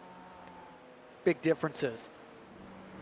See how it plays out as the field will indeed now bundle up here. Our safety car period of the race. Your thoughts so far tonight here, Morgan, and it's been an interesting one. Absolutely, a wild race. I mean, we talked about the top of the show. Might be difficult to pass here, considering the S's sections take up 90% of this racetrack, with just turn 5 really not being one of those S's sections. We've seen it be very difficult for drivers who make mistakes to have the ability to pass other cars. You get kind of stuck behind lap traffic, stuck behind drivers in your own class, and there's just nowhere to make that move other than down the long straightaway, which doesn't include a heavy braking zone at the end of it. So you're kind of locked in, and I think that's put together some really exciting racing, and strategy is going to be incredibly important tonight to be able to make anything happen if you're not the leader. Who are some of the teams you're keeping an eye on to try and claw the way back into the conversation here? We've seen a couple that made mistakes earlier. Who you're watching for? Absolutely. Texas Speed, Sim Racing Blue. Obviously, they were up at the front. They started on the pole, went off in turn 3 early in the race. They are 11th, just trying to make their way back. Haven't been able to do so as of yet. I'm also keeping an eye on BD4 Pink, having a great rebound. They had heavy damage in front of that car. They're sitting P5 right now. Alpha Trout, of course, always good on fuel, always able to save a lot of it. They're running 8th. Some drivers in the other classes. I mean, this isn't really a comeback per se, or trying to recover from mistakes, but this battle for the M2 lead has been nothing short of phenomenal. And I will definitely be glued here for a good part of this, of the remainder of this race. Yourself? What do you think? Who are you keeping your eye on here the rest of the way? Well, I'm keeping an eye on, that's a great question, because we've seen a lot of your expected point leaders keep up the speed. How about SCEL TGOM 1, TGOM 1, however you want to say, for Edward Peltz? He's gone up 10 spots, actually, very quietly, has been able to claw the way forward. They still need to pit this competition caution. That's a big thing that's allowed them to stretch their fuel further here. However, right now, Peltz is actually driving a pretty solid race. He's one of the drivers keeping an eye on to see if he can keep the momentum here. Other than that, it's about seeing the recoveries of some of the other teams, but also will teams like middle of the pack with Justin Bregan be able to keep bumper to bumper with the top 2? They were close before the pit stops in the M2s, but the 271 did lose a lot of ground after their pit stop on the track. Yeah, they had a little bit slower stop than Sunday GT Turtles, 2 seconds. Not sure if that was the difference or not. It's really not that big in the pacing line, of course, because we're going so much slower than we were before. I really like this competition yellow, how it's always at a different time. It's almost reminiscent of stage racing in the NASCAR side. Of course, I'm an oval person, so I continue to bring up oval references, but bringing the field back together, giving you an opportunity for a slightly different strategy. What I really like, we are about to have a crash here. Big checkup. See this often here in the series as well, is drivers having issues under this caution, but what I was trying to say is it really brings everyone together and employs different strategies you wouldn't normally see in this style of racing. Especially with the strategy usually save, save, save, save, save, save, right. Save some more, exactly. Save some extra fuel. This caution kind of changes the complexion a bit, especially when you talk about the numbers. Now, here's the interesting part. How much will this competition caution period impact the estimated laps? Because that will actually be a huge factor in all this. Think about it this way. We're talking about 30, 32 laps for GT4, for example. The estimate right now, that's including the pacing, is 71 laps to go. You lose about 2 to 3 laps per lap of caution. Depending on when we go green, it could become a straight one-stopper. If it goes earlier than the 60-lap estimate, we might have another fuel mix strategy race yet again, as we're referring to the first 2 races. Yeah, I would expect that we'll end up with a fuel strategy race. It just always seems to play out that way. But as you talk about the caution changing how long or not how long, but changing how far we can go based on number of laps, just think about the best lap of the race right now is a 124 flat for SRN Esports Black, Xavier Miller. Their last lap under pacing was over 2.5 minutes long. So you're adding a minute essentially per lap. That, of course, going to very quickly drag down the average speed, which changes how far they expect you to go. And that, of course, impacts your fuel mileage and all of these other things that we keep talking about. So this caution, not only does it give you an opportunity to get more fuel in the car when everyone's going slower, change tires, all that, it also changes just the general course of the race, period. Something that I don't think we notice maybe often enough. I know what stock car side thought is, just turn off the engine and put the clutch in. Right. And save fuel that way. Is it kind of that simple, what you would say with the road course side, or is there a different technique you would say for the pacing laps to save? I think under pacing, you're right. That's the way to do it, especially this track having so many elevation changes. Just let it roll down the hill, right? Like, this is not a good example. I wouldn't have the car shut off up the hill into 5, but when you're dropping down 4, you can probably let it roll quite a bit. Just use the brake or even just the momentum of the car to slow it down.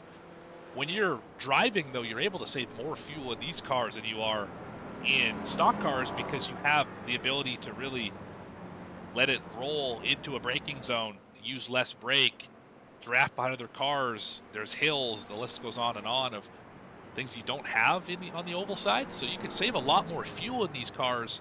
The problem is everybody is good at saving fuel in these cars. So it's really only a couple percent you're talking about that you can do better than the guys around you.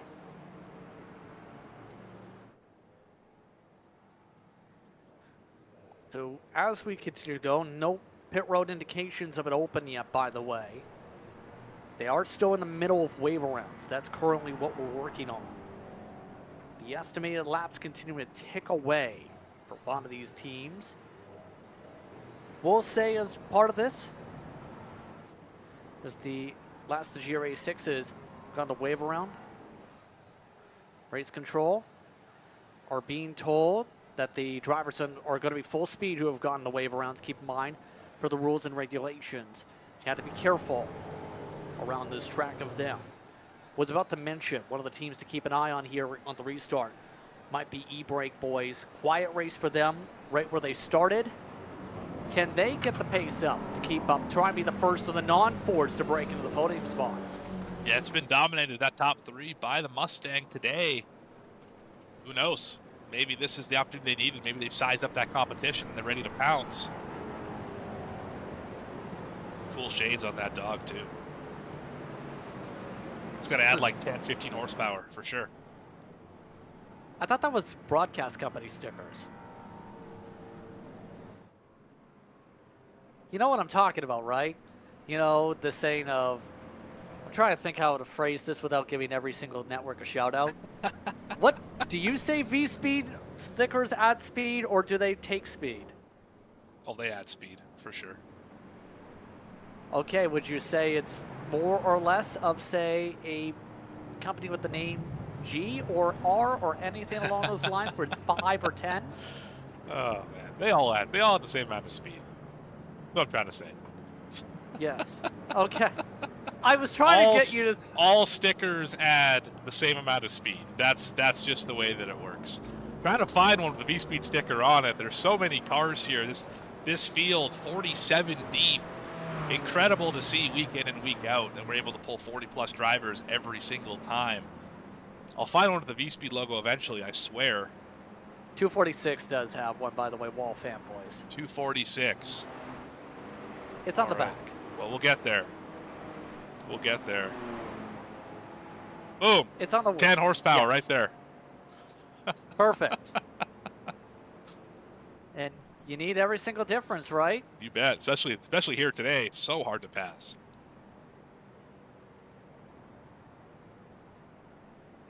Still pacing about.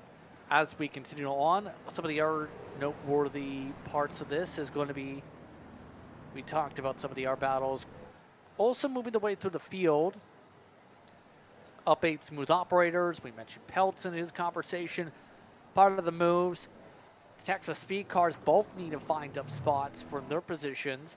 Eclipse has gained a few spots. SRN Esports Gold has Preston Lee behind the wheel now for the 13. They are up 9 now. We remember checking in with them up 7 before the previous drop. They have made the driver change already. Yeah, biggest movers of the race across all classes, +9. Next best is SCEL Tigom 1. They are +7 so far in the running. So they've been able to pass, but again, they kind of got stuck around that. Now they're 7th. They were at 9th, but they've kind of been stuck there. Let's see if this was what they needed to get the driver change, some fresh blood in the car, and maybe they'll be able to crack into the top 5 here, maybe a podium position before I imagine Kyle Bassett gets back in the car for the final stint.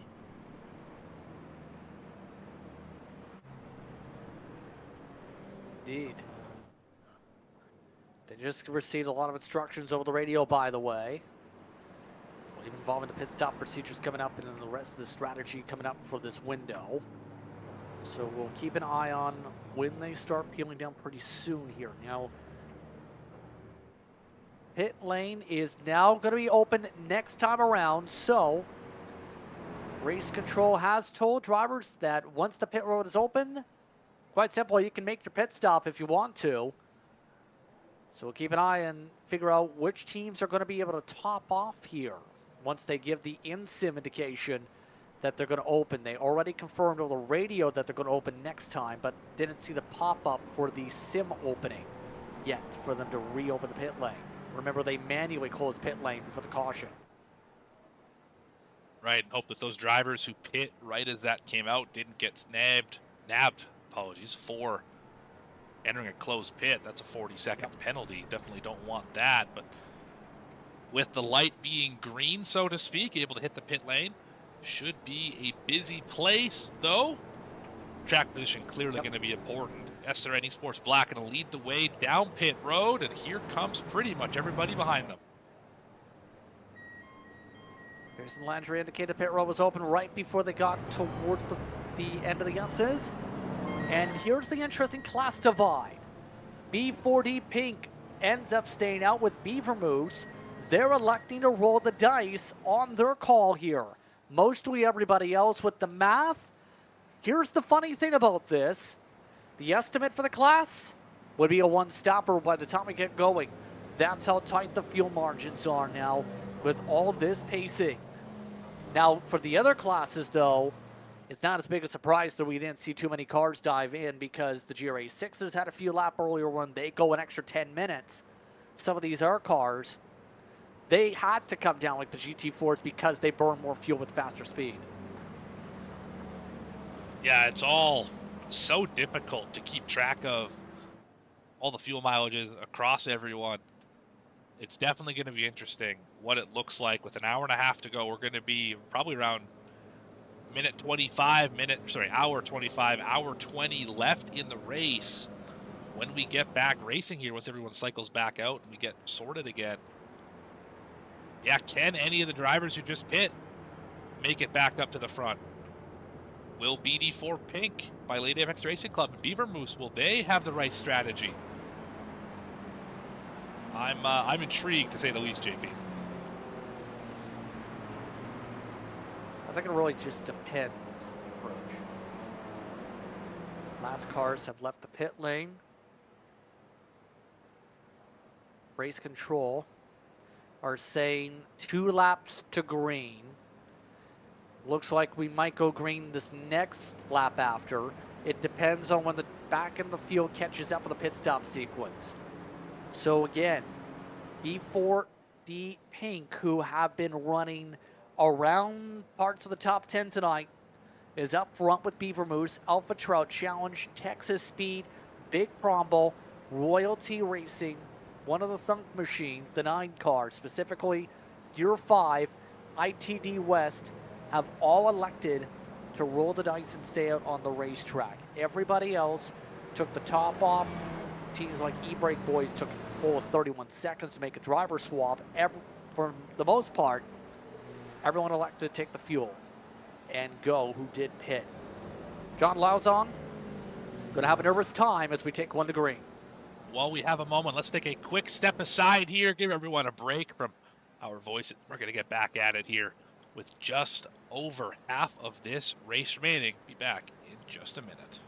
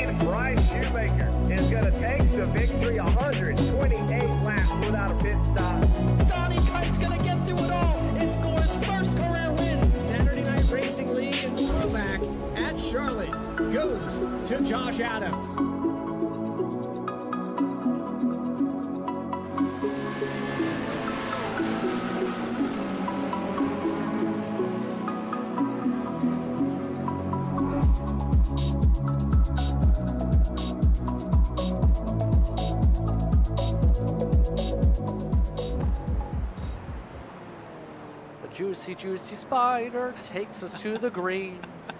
I thought I would try and get you a little bit there.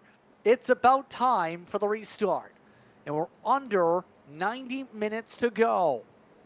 You do your math. If it goes green, likely going to be a one-stop for those who just pit, not for those who didn't pit. That will be an interesting time for these upcoming front runners. Justin Prince alongside Morgan Cook. Our cameras provided by the great Dougie Beard here on V-Speed. Getting ready for the restart coming up. The race leaders are B40 Pink for the overall side of things. The AMP leaders are Big Brumble as we go for the GT4s. The Ron Stuff leads in the BM2s, while Better Racing holds on to the GR86s. Coming up to the green flag, this time through the pace car drops off. The field rumbles. A few GR86s are in front of your leader. We're off and away once again, and everybody scrambles. A little bit of sidestepping to make their way down out of turn 1 and head up to Clayton Corner. See right now some of the top GR86s trying to make sure they stay out of the way. Texas Speed forced 3 wide. Yeah, Texas Speed has just been in the wrong place a number of times already.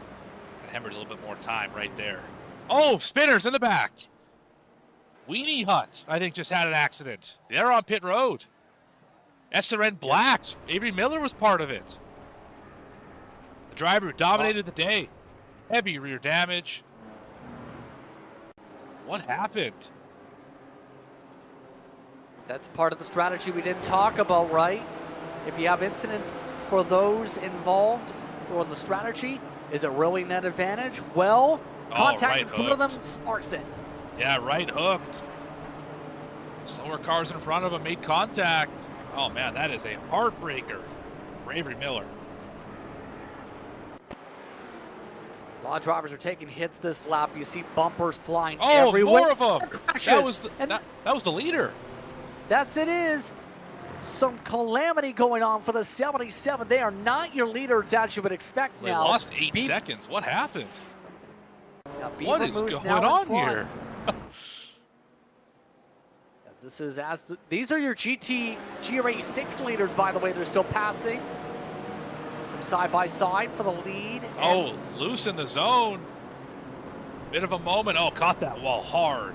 Oh, man. And I think there was more. Oh, there's another spin. That's the leader of that's the Turtles. Go for a spin. Oh, my goodness.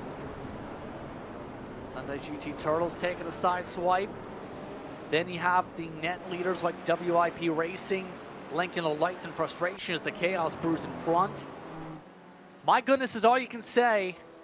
That's the risk you take with pitting. That's the part we didn't really discuss I was referring to. You're right. You never know if attrition is going to happen in front of you. Yeah, we talked about not getting put back in traffic for the sake of losing time. We didn't talk about going back in traffic for the sake of losing your front bumper. A lot of drivers finding that out the hard way right now, that sometimes pitting isn't the right move because it puts you back in the hornet's nest. And Baltimore, were they not the leaders coming to the green? Don't believe so, but they're Regardless, no longer on the track. Meatball, Yeah, nonetheless. they're one of the ones who slammed into the 77-second incident. And a driver and a team on the charge on the rebound. How about Matt Best, Texas Speed Sim Blue, started on the pole, went off in turn 3, back up to second for the moment. Of course, they're on the alternate strategy, along with 8 of their closest friends running in the top 9 here in the GT4s. Best. Seeing the issues with his teammate having the troubles that have sparked up, but the speed is there. We've seen him represent Texas Speed in many some competitions. Look at this Hornet's Nest coming up, though. Contact. Oh, boy. A lot of argy-bargy is popping up. Yeah, a lot of drivers seem to have the elbows out here, as you would expect off a restart here. We saw this on the initial start as well. Drivers just really understanding that this is the only time you're going to have all these cars bunched together. Well, one of 2 at that time, I suppose. This is the last time everyone's going to be all in the same vicinity. You're going to have to make it happen right now. And that means getting up on the wheel, driving a little bit more aggressively. Maybe you don't take that move if it's just you and one other driver 8 seconds in front of somebody else, but when you have the rest of the field right behind you, now's the time to go.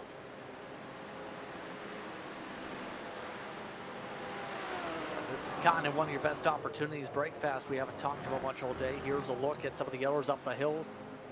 Oh, big contact. Break fast into the wall. Anytime you put a camera on somebody, somebody's going somewhere off the track, it seems today. Don't put that on me. Oh no, heavy contact. They ripped the right front off of it. They hit the wall. Don't put that on me, Ricky Bobby. I mean, all you can say is, when you have a slam hard enough there it is. Yeah. Whoa. Yeah, that was a move in the braking zone if I've ever seen one. Unfortunate. And then right here, good awareness by the smooth operators. That was pretty smooth because they caught that car where they could not steer.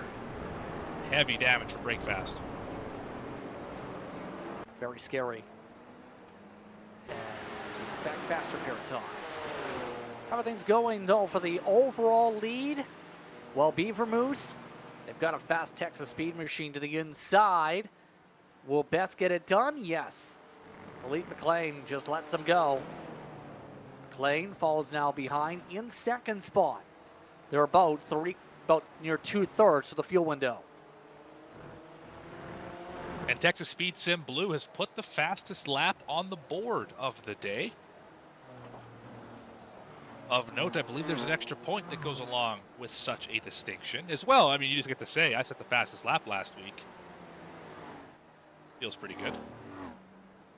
Gonna help with the points category, absolutely. Now, as things have settled out, it's a good time to mention that tonight's action is brought to you in part by Pimax. Use the code SRN at checkout to save up to $50 to $80 off your next purchase. A couple drivers peeling down pit road. That's some of the GRA6 traffic as we take a look at some of the others blending together. WIP a part of this, who has been able to keep things clean through the blend into the top 10. Shank staying in the car, trying to get by some of these cars like ITD West Human Resources Department, Extreme Esports Racing Div, also known as Division. Getting themselves sorted with SRN Esports Gold as well. Once again, we find SRN Esports Gold fighting at the front of this strategy. We've seen it every week so far. WIP Racing and SRN Esports Gold were the first 2 drivers to pit on that competition yellow, followed by Fonk Esports, Motorsport, SimSports Racing, powered by Bud and the Boost Project. All outside the top 10 right now, but that will change when the pit stops happen here in just a few laps. There's one right now. BD4 on pit road. Battle for the lead as well. In the 86s. Yes, indeed. Look at this going on with some elbows popping up again. At in steady state. Beta trying to find a way to make things work at high side. Coming up through the final corner. Racing, Godipeta moving hard to the inside. Allowing some of the traffic to get along through a steady state. Ooh, contact. Reed takes the lead, and there are some lights coming up as you would expect when you have that hit. Yeah, that's not going to make the BMW very happy. Just overshot the corner, got into the door. Flash lights right back. No one's happy here today, it seems. Everyone's frustrated with somebody else. I mean, it has been just incredibly hard to pass today. We've seen it all day, and these teams haven't been making the simple play of just save fuel and work on the pass after a bit. No, they've been full aggression. See the SCEL Esports goal trying to keep up for 9th position still. They have one of the Thunk cars. That's the one by Bud behind them in the 26. WLP Racing getting a little bit boxed in now. Joey and Jones trying to park the bus a little bit.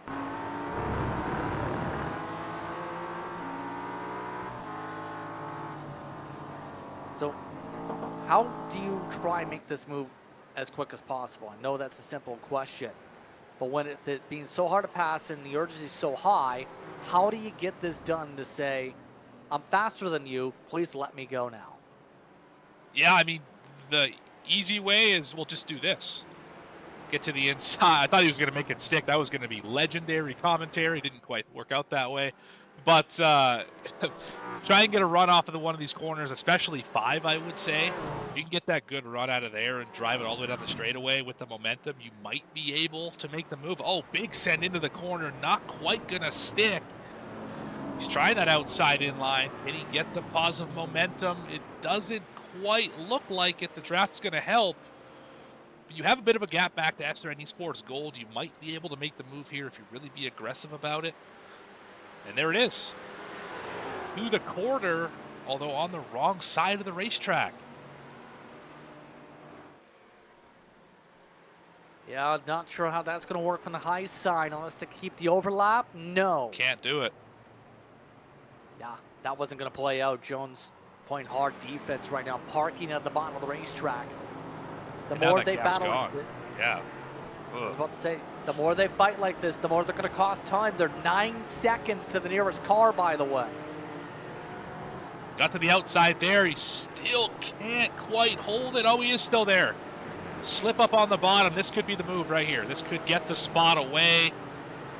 Yes, it will. WIP Racing up to 8th position. Important pass. Absolutely. Especially to keep the cushion for the net strategy if the play is what it appears it might be for them. Really depends on how things play out in the overall fuel mileage, but they've gotten out the advantage for SRN on their net play. Everybody else has to come in with the pacing laps, let's say about 15 laps or so at the very most. Checking in on some of the other cars. See some of the GRA 6s getting the elbows out yet again amongst themselves once more. A few we haven't really talked about today. Victory lap. Hale Satin hanging out. Well, 8th and 9th. We've seen victory lap. Hale Satin we haven't, because remember, they started basically from the very back. They did. You're right. Speaking of... Sorry. Yeah, what you're saying? Of advantage you mentioned earlier, Texas Feet's in blue. They won the pole. This is the biggest lead we've seen all day. We're almost at 2.5 seconds. They have flat out driven away from Beaver Moose. They've been very quick. 124th. They're in the 4s for reference. Royalty Racing's in the same tempo and the last time by. The average pace. Compared to everybody else, though, when they've gone clean space, they're 1 second clear of everybody on average pace, which is incredible. Some of the air drivers who are on the air stretch strategy are still in the 125s.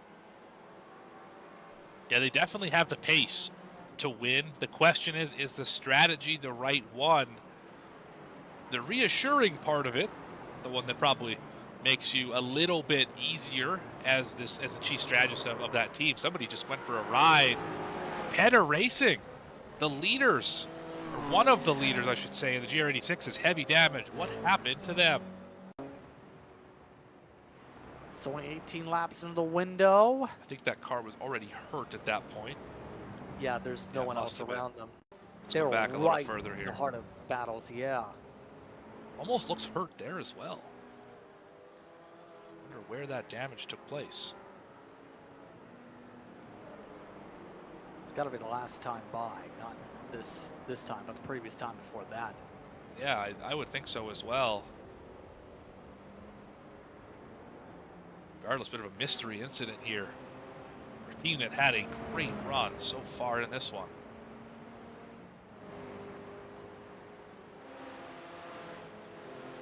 Now, Cody Peta had been doing decent all day. You know who's up in second, though, in the class? Caboose Crew has now taken the second spot with all this. We haven't mentioned that name all day. We have not. How do you miss that car, though? I mean, look at that paint scheme. Talk about Volt. That's the color, if you didn't know. Yeah. I have a pair of shoes that's that color. But that's an actual color? Yeah, it's called Volt. I thought that was just yellow. No, that's Volt. Okay, this is going to be a thing.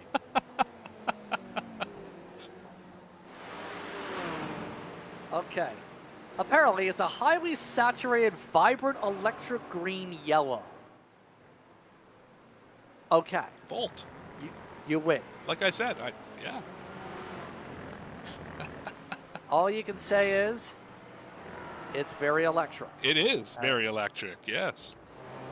Was about to say, one of the Rockefeller machines you see here, trying to sort themselves, Rockefeller Racing Purple is in the midst of the line. They're right behind Texas Speed Sim Racing White. The white car, by the way, Tyler Thomas. That car's been as low as the very back of the field. They've had to claw their way essentially before the pit stop, went for dead last in class. And done a nice job of just putting your head down and sticking with it. 'Cause, I mean, it's got to be miserable. In fact, I know it is miserable. When you're in an endurance race, you look up at the clock, you see you have hours and hours left to go, and you're at the bottom of the sheet. Speed isn't quite there. Traffic is a pain. I know the pain. I know the experience. To just stick with it is impressive. Great perseverance by this team, and I think they'll get rewarded for it if they just continue keeping their head down and fighting forward.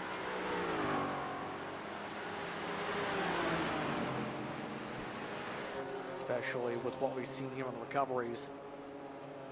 Again, back to some of the Rockefeller machines. This is, see some of the choo-choo trains with some of the M4s with smooth operators. Now in the top 5. Another recovery. I mean, this car was, not fast earlier in the race. They were running like 8th, 9th, 10th on speed.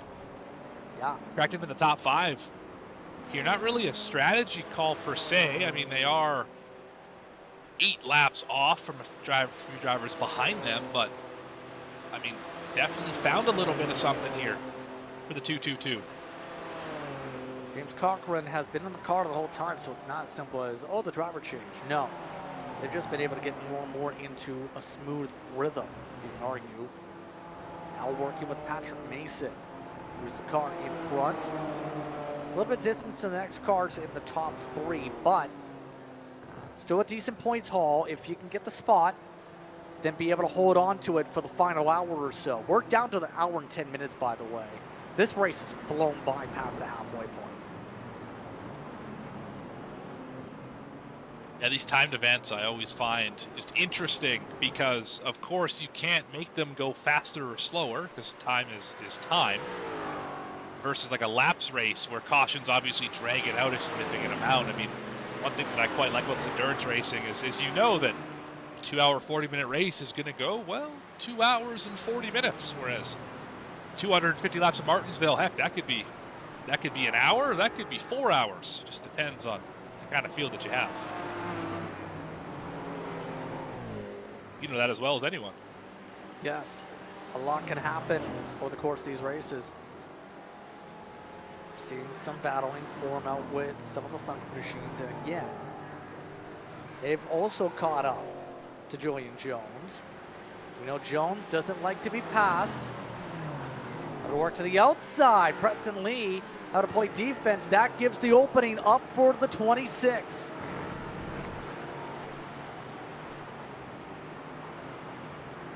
Almost thought that was going to stick with the outside. It did not, is the tough part. It seems as though, for now, Preston Lee trying to park his way forward to make sure he holds on to get a clean shot to catch up to the rest of those in the strategy. But Jones, he is not making it easy to even stay where it's at right now. Look at the choo-choo train. Yeah, we talked about it all day. Just managing traffic has been so difficult, whether it's your class or whether it's a different class. I mean, clearly, Thog being held up right now, but you're going to have to, in fact, we got a pass trying to go back on Preston Lee here. Big aggressive move in the braking zone for Lee. Thog to the inside, do this sweeper. Now on the outside as we get ready for turn 10. Might have enough to get the spot back. A little contact, give him a door. They're still side by side down the front stretch. Look at the time they're losing. Yeah, already lost 5, 6, 7, 8 car lengths. Looks like Thunka's clear and able to get themselves some space. Boost Project, MT Gleason. Little car off track. Boys. Oh, that is Boost Project off Gleason. They got a door. Absolutely. Moved up out of the way. My competitor, we've seen that enough today. In that part of the racetrack, just hard to stick the bottom around the curb. Getting the throttle a little bit early, and all of a sudden, the car on the outside is up in the grass.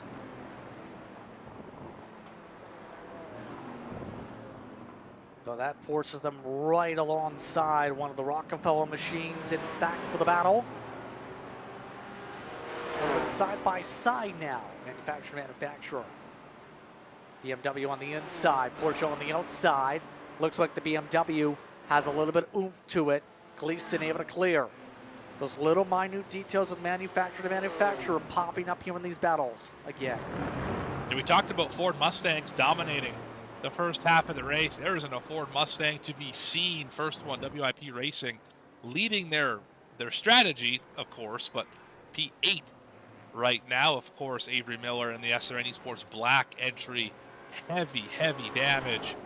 They find themselves back in 18th, just trying to salvage what was an excellent day gone sour. But Alpha Trout, not in a Mustang, of course, the Porsche 718. They're rolling right now. P3 and trying to get P2 away from Beaver Moose.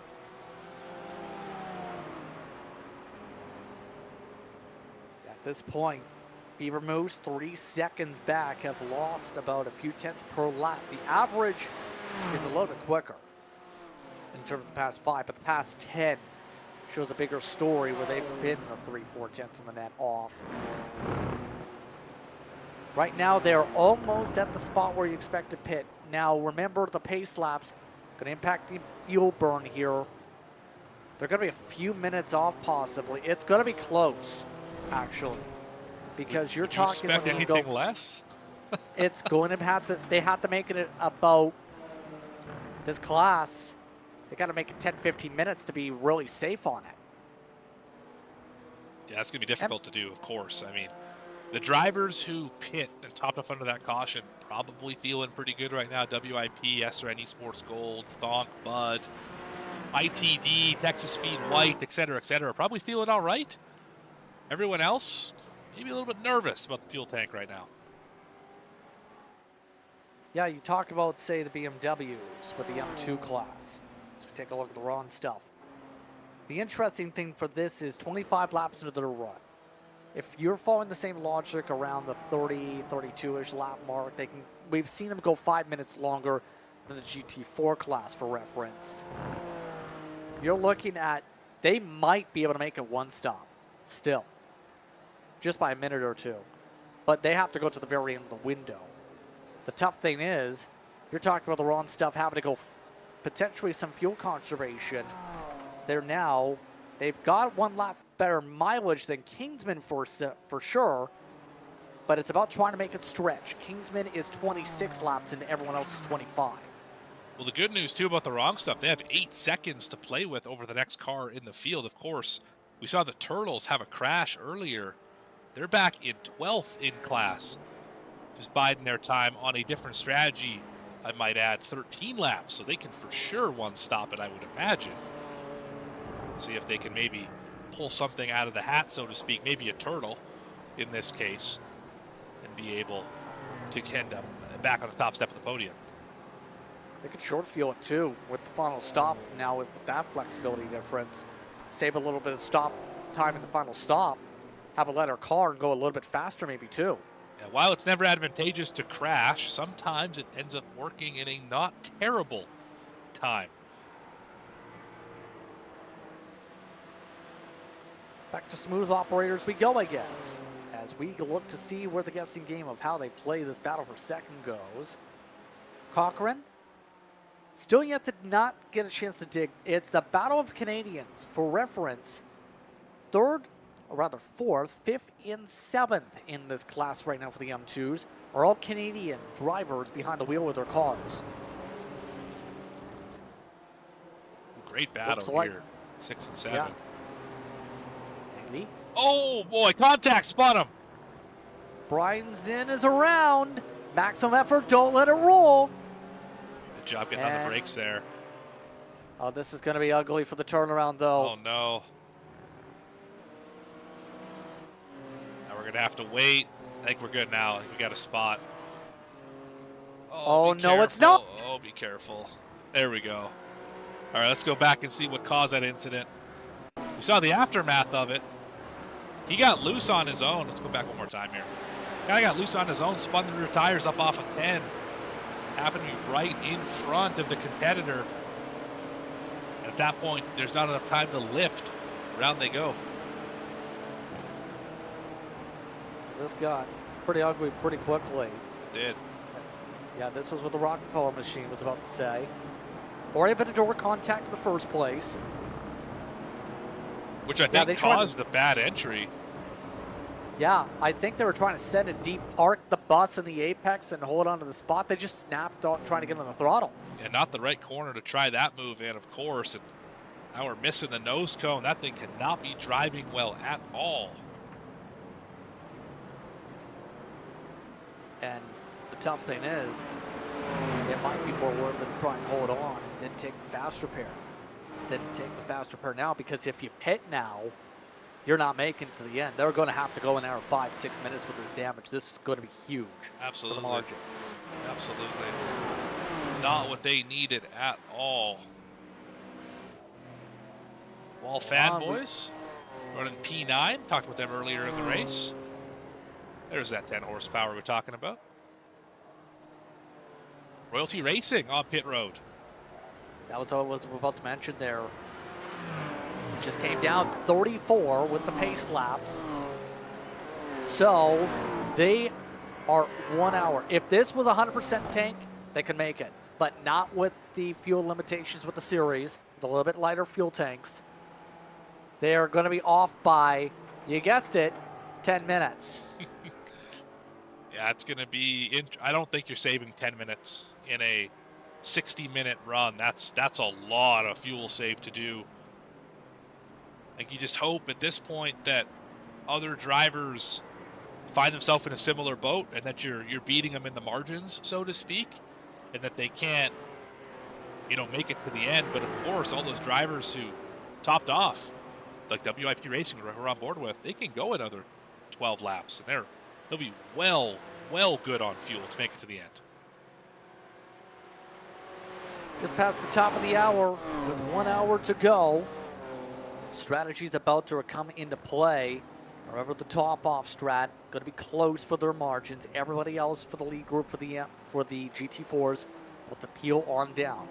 I'd like to take the time to remind you that tonight's race is brought to you by Race Ready 3D, your source for high performance sim racing parts and accessories built for precision comfort, and durability. From custom mounts to hardware upgrades, every part is designed by racers for racers, helping you stay focused on what matters most, the drive. Visit RaceReady3D on Etsy or at raceready3d.myshopify.com and get race ready today. Big Crumble just came down pit road, as you can see on the indication. So we are now for sure in the thick of things. If you're Texas Speed, if you're Alpha Trout, if you're Beaver Moose, all those teams should start peeling down for their class. M2s are also getting close for their windows, but as long as they get to about 55 minutes, it's going to be interesting how far they push. We've seen them get about comfortably to 55 in the first run. So the math game is on for some teams. For others, not so much, as you see some of the drivers up the Mario Dre straight away. And we're starting to get back into gaggle of cars territory like we saw earlier in the race, where there are cars littering this racetrack. All different classes, all different speeds. It has been a great one to watch so far. Hour 40 in the books. About to get exciting here in the final hour. Thonk Beer is in pit road right now. Driver change en route. Beaver Moose in as well. So those weren't surprising. Matt Best, he's trying to stretch as far as possible here, as you would expect. Still turning very fast times, though. It's not like Alpha Trout, who's backed off to the 125s. So at this point, the strategy seems to be quite simple. Push, push, see where the strategy takes us, it looks like, to try and get to the window. Is look at those deltas on the side of your screen, though. You're talking about, well, 36-second stops where they are going to be extremely tight to make it to the end. I don't know if they're going to make it still, even with that margin. Yeah, it's going to be interesting to see, certainly. I mean, when Texas Speed pits, they should end up about 10 seconds behind. I suppose that's not even leading their strategy. Yeah, they're going to be 8 to 12 seconds back of SRN Esports Gold. I don't think that's going to be enough to make up under that run to catch up, and they might not even make it to the end from there. So I don't know. I'd be nervous if I was Texas Speed Sim Blue, though you have the speed clearly. And what do they say? That a fast car is the best strategy? Big part of it, absolutely. Their fall-off variance only less than a second all race. Alpha Trout had a big issue. They lost 6 seconds this lap. They are losing a lot of time trying to get around some of this traffic. Some of these teams not having as easy a time. You also mentioned SRN Esports Gold, by the way. They're trying to get around. Finally got around Esports Gold. Took them the whole run, but they finally got there. Dead equal on speed. Agostino now net second on the strategy. Here's the downside. They've lost 6 seconds of WIP. That's how big the gaps were from how, after being bumper to bumper, WIP, for reference, is carving their way up the straightaway.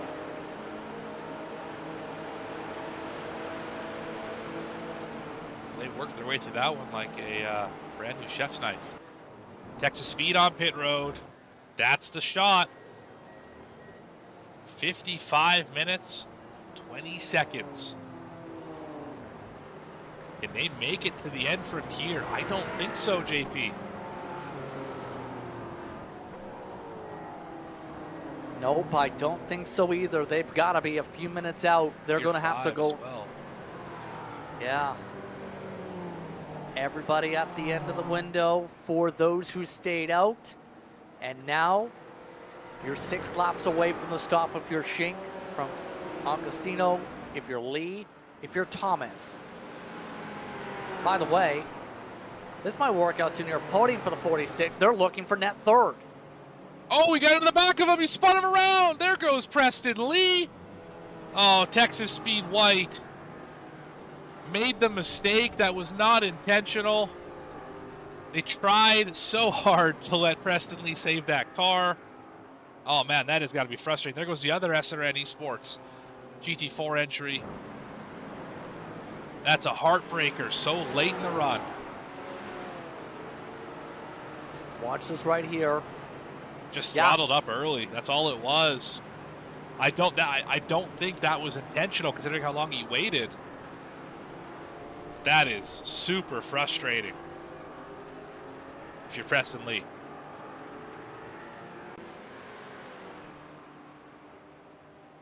So now at this point, there goes one of the drivers net advantage-wise. Tyler Thomas, by the way, fell behind 3-4 cars on his strat. Boosted. The Boost Project should say. Battling with Rockefeller again. So have this group battling on forward. Net strategy opens up in 3 minutes for WIP as they continue on to clean space.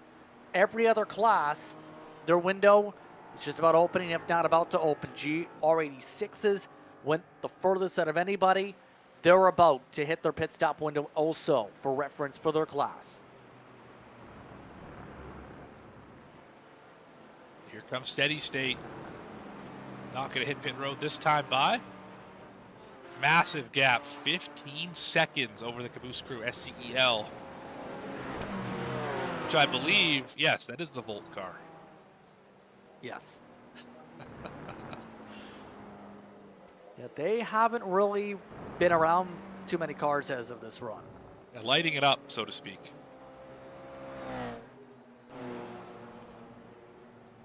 No, not even a chuckle. All right. Not even a chuckle this case. My goodness. Okay. Sunday GT Turtles hanging out in 11th in class. Obviously, we're one of the faster cars throughout the run. Big point swing. Maximum Effort Motorsports as well with that front end damage. They have cycled back to 10th. Under fire. Yeah, second and third in the points have had disastrous middle portions of this race. We're talking about how Sunday GT Turtles and the Ron Stuff trading blows for the top spot. Now you're talking about as long as the Ron Stuff doesn't join the fate of their other two top 3 classmates, having a big advantage after today. Yeah, I said earlier that between those two drivers, this is the race to make the statement of who's going to be the championship favorite. And well, it's turning out that way. You can argue for a lot of classes here. Steady State's doing Steady State, that's GR6. But with this cluster you talk about for GT4s, oh goodness, a lot of these teams early on have 3, 4, 5 point separations. Giggles like this and how you handle it could be the difference between a 5th and a 7th place by the midway point. Absolutely. I mean, do you split it 3 wide here? Do you choose to go in line? Do you get stuck behind the slower class? It looks like some of them will. Yeah, E-Brake boys did not navigate that as well as their competitors. They're going to get stuck. Maybe. They're going to be on the outside.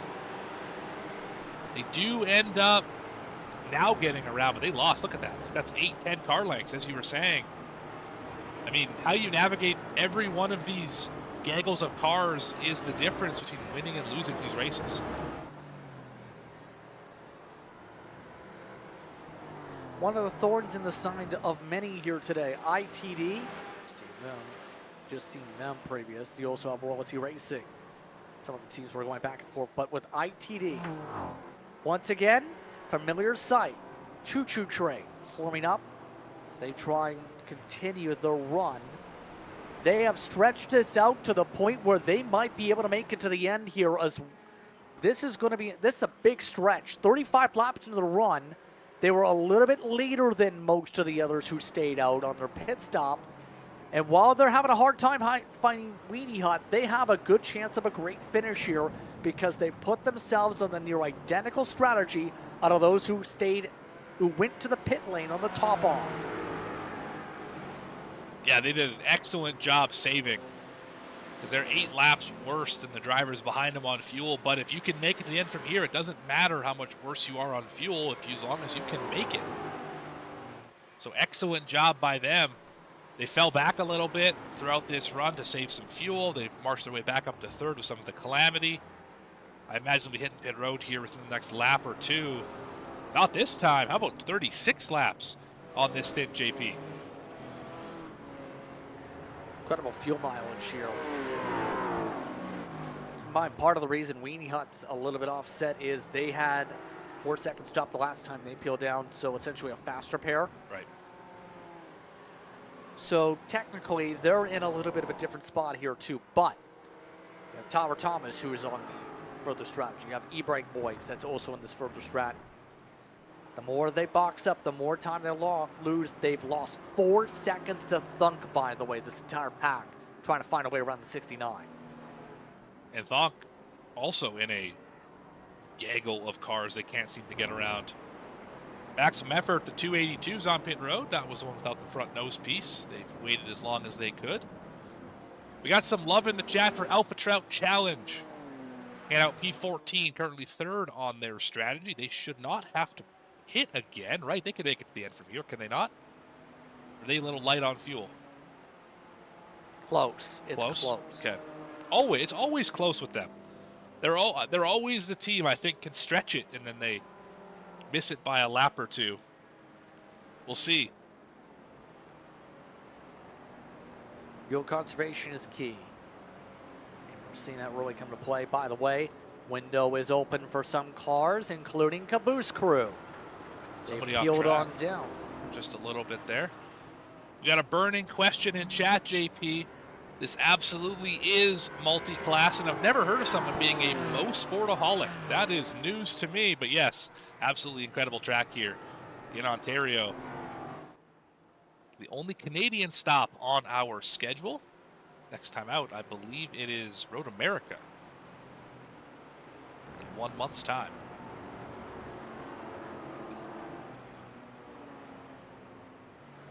Yes, indeed. Also want to take a moment to thank all of the 19 people watching right now. You've been with us for most of the event. Thank you sincerely for supporting us here on V-Speed. If you haven't already, now's a pretty good time to like the video, subscribe to the channel. So you don't miss a moment of the racing action. It is about to get busy here on the channel. We'll have shows 7 days a week. Get your fill of stock car ovals, get your fill of road course multi-class racing, formula racing on Saturday afternoons. The list goes on and on, but keep it locked right here on V-Speed. Everyone's locked in on trying to sort themselves fast around this track. See some more drivers peel on down, and there is ITD into the lane, it looks like. So they can make it from here, just about, if not, because the estimate is 33 laps to big go. spin! Here we crash. Drivers going around, synchronized spinning.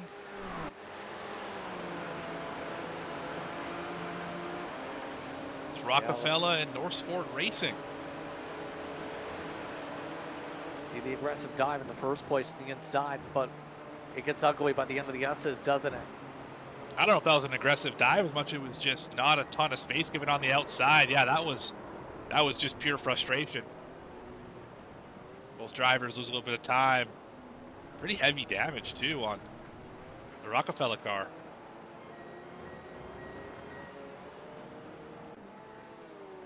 So that ends up costing them a lot of time once again. So now the mathematics continuing to come into play. As mentioned, some of the GRA6s, they could definitely make it from this point forward in for their window. For those who have pit in that class, by the way, the M2s arguably could be also in that range.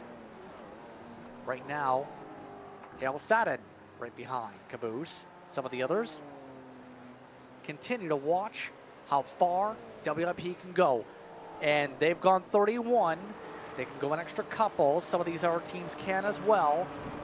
SRN Esports Black has gone around. SRN Esports Gold. They can also continue to go around here on part of their windows. Another lap or two. I think this is a nervous feeling for most of the field.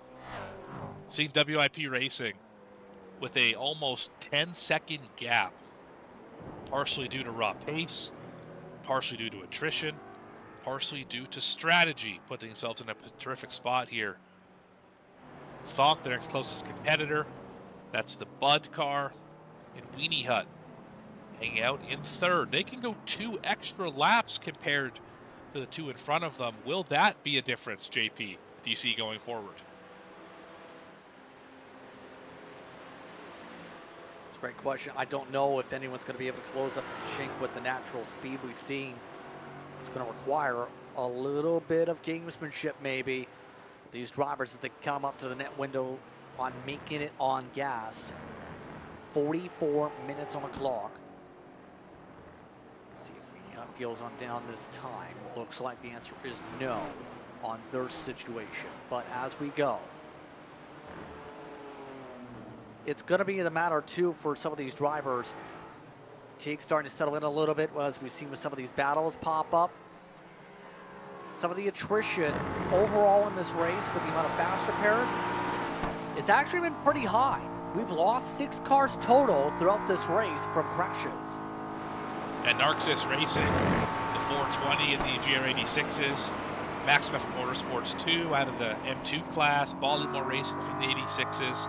Popcorn and Pickles just did not get a great start. The end wasn't any better for them. They'll be the first out of the list of GT4s. Eclipse Racing Lunar is out as well, so is Rogue FI Racing. Those 3 having less than banner days here today. A lot of teams that needed decent runs to help their point standings haven't necessarily gotten it today. But still interesting things for the championship to keep in mind. Continue to factor in the 46 machine. Steve trying to play some defense. That's a little bit tight, and off track they go with some of the cars. That was a lot of offense. Holy cow, what a move that was. Yeah, but look at this. Right as they come in, windows go on through as the M2s drive by. Here come all the GT4s. Thunk can go an extra lap, but everyone else is about on the money. SRN going another lap as well. I guess they're a little shy on the strategy. They could go a little bit further as well. That's Black I'm talking about. Avery Miller led a lot of this race. The estimate I have here is 30 to go this upcoming time by. Remember, teams went about 30 to 32 on the first run before the competition caution. So this literally is make it or break on making sure you get to the end here with this extra lap to make sure you have that buffer just in case. Yeah, so we should be feeling pretty good for most of these GT4s then pitting here. And those who haven't pit should feel quite good. They're able to make it around another time, should be able to make it to the end. So that is the good news. How are we looking for some of the other classes here? Well, definitely good on fuel before you ask that question. Because you're talking 40-plus laps for the M2s right now. The GT4 leaders, the GR86 I should say, 46 laps for steady state compared to victory laps 25 since they pit under the caution. There's the run stuff in, so no issues on strategy there. That wasn't going to be a factor at all with the way the timing goes. We've also just had SRN Esports Black nearly crash into pit road. They've come on in. Let's go back and have a look at it. Yeah, it's a tough timing with the cone, you would argue, would you say? How about different classes trying to come in? An M2 in front. Here's the thing. You see this green machine? You know where the pit stop is? First box after the cone. You know what happens when you have that? You brake early. Oh, no. Yeah, crossed over the nose. That could have been worse, certainly. Lucky they didn't get turned. This is a very tight pit lane, actually. It is. Because when you're talking about the pit boxes just about on top of each other here in the sim, like bumper to bumper, straight up, no separation. At difficult close quarters. The good news is, once you get into those pit boxes, you don't have the ability to hit other cars. Problem is, you're not in the pit box for very long before other drivers are entering or exiting theirs. That's where things get a little precarious down the pit lane. Gets interesting now if you're a fan of Texas Speed. The hope is simple. Try and get the short fuel once you have to pit towards the late stages, if you do, at that point, it's going to get in. Can they outmargin WIP? 27 seconds is the difference they need to be able to have on the track after the pit stop. Well, it's going to really depend. Texas Speed Blue can maybe make it, that Alpha Trust going to be the same conversation. They pit 1 lap after Texas Speed Blue. And they also have a 6-second gap back to WIP Racing. So they're kind of in that same situation. Save as much as you can. I mean, why build a big lead if you're not going to use it to save fuel in this case? I don't think they're going to. I don't think they can stretch it. My thought is, the top off, you're talking about maybe 10, 15 seconds in the pit box. It's, can you beat the delta to win this race? Yeah, that's true. That's true. I'm not sure if you can. Actually, it would be very tight for Texas Speed. You're right, because the trip down pit lane with a full 35-second stop is about 55 seconds. So call it 20 seconds down pit road, 10 in the box. That's 30 seconds. They're currently, you said 26 seconds ahead. So yeah, you're pretty close. If you could find a few seconds here over the next 30 minutes, you could find yourself in victory lane if you're Texas Speed Blue. There's also the layer to think about too in all this is the AM side of things, because the AM class, for the most part, are all on the same cycle strategy too, where they all are probably going to have to top off. Royalty Racing's got a 3-second cushion. Big Prom Bowl, last time by, lost a second to the Purple Machine as they've been falling behind Tower Augustino, who is net second for those who can just about, if not make it on fuel. So at this point, Big Prom Bowl is going to have to hope the 26 pulls them on the draft, you'd have to say, Morgan. Yeah, and also being in the draft, that'll help the fuel mileage. So that'll make that pit stop even a tick faster, not taking as much fuel if it's going to be that tight to race off pit road. Curious to see. Break fast on pit road here. 30 laps is what they went on their stint, so a little bit of a short pit. Drivers getting quite separated. Oh, meatball flag. Rockefeller Racing green. Joe Nagy on the pit lane. I'm saying a lot of these battles getting spread out quite a bit. Really, it's only the GR, or the GT4 class, I should say, that has multiple cars within seconds of each other. Good one right here, though. Hale Sadden, Caboose Crew SCEL. Couple of bright cars. Yeah, a lot of cars getting bundled together here again. Hale Sadden currently holding on to the top 4, actually, G86s as we go. They've had to claw their way. You see some of the sends going on in the backdrop, though. A little bit of Caboose Racing trying to shuffle their way on through. So David Turn losing a fair bit of ground here this lap. Losing a lot of ground. Though I'm pretty sure. Are they hurt? I don't know if they're hurt. I think they might be, actually. You're right. I was going to say the two in front of them, though, Victory Lap, Hale Sadden, likely going to have to pit here, as they have 28 and 32 on the run, respectively. I don't think they're going to be able to make it this final half hour. Yeah, he's definitely quite a bit off the pace. A lot slower than I thought he would be through that section.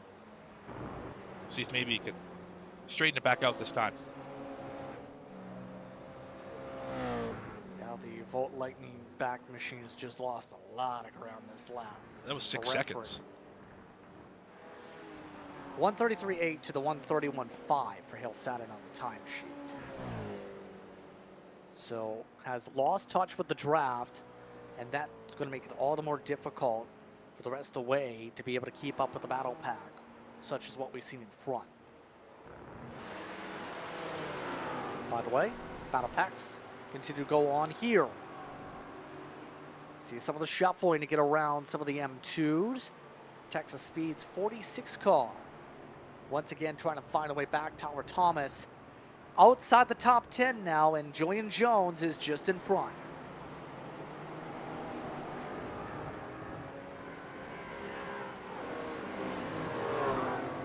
Right now, was about to say, I feel this plotting and planning part of the race. Now, this is almost the calmest part of the race, it feels like, where there's been intense action all race.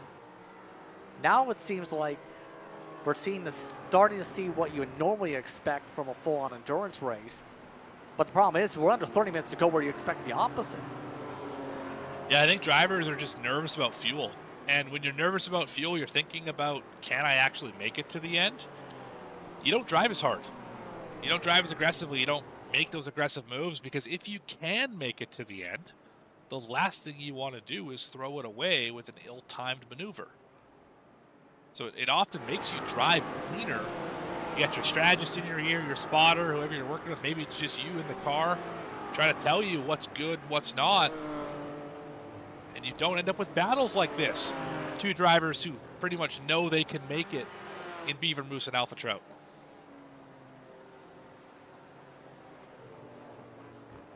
Apologies, know that they can't make it.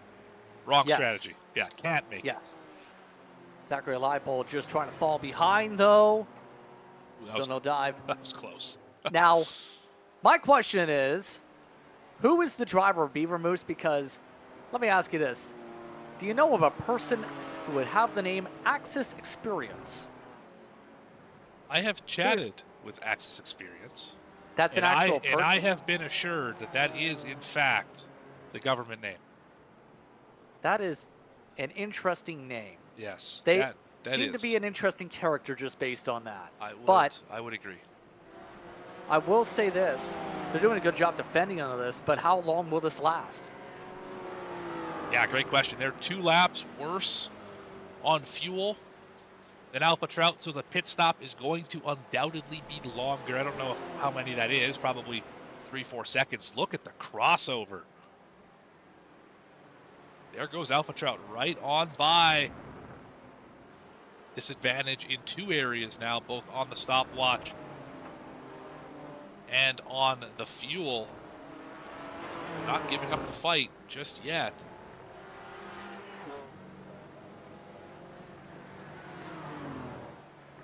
Yeah, I've noticed just a touch off for the Beaver Moose machines on home turf. Look at this, though, for one of the SRN entries. Avery Miller. Oh, that's contact.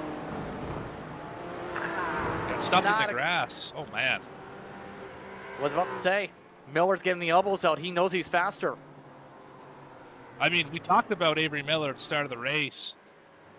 Oh, he put them both off the grass. Oh, boy. Yeah, I can imagine that Texas Speed White not happy with that maneuver, but I mean, this has just been a frustrating day for Miller. We talked about him being the newest entry. That SRN Esports team led the majority of the first half of this race, only to get caught up in someone else's accident, went all the way back, now hanging out around 12th. Might be able to salvage some spots with the pit strategy, but either way, just not the day the 95 was looking for. Yep, especially with what we talked about with the experience. Canadian National Karting actually takes place, one of the major championships, a couple Canadian championships, happen over at the karting complex here in Bowmanville. But look at this dive back inside. There's the aggression, and as you would expect, some more sends coming through. Miller gets the peel through. Oh, they got right back to the corner, though. They're on the back bumper. ITD not going to give it up that easy. Oh, they're going to push that car a little bit. How do you do, Mr. Miller? How do you do? How about I take you do? I don't know if that made sense, but it makes sense on the racetrack for a pass. It's endurance broadcasting as well, folks. What I'm trying to say is he made the pass and made it swiftly. He did.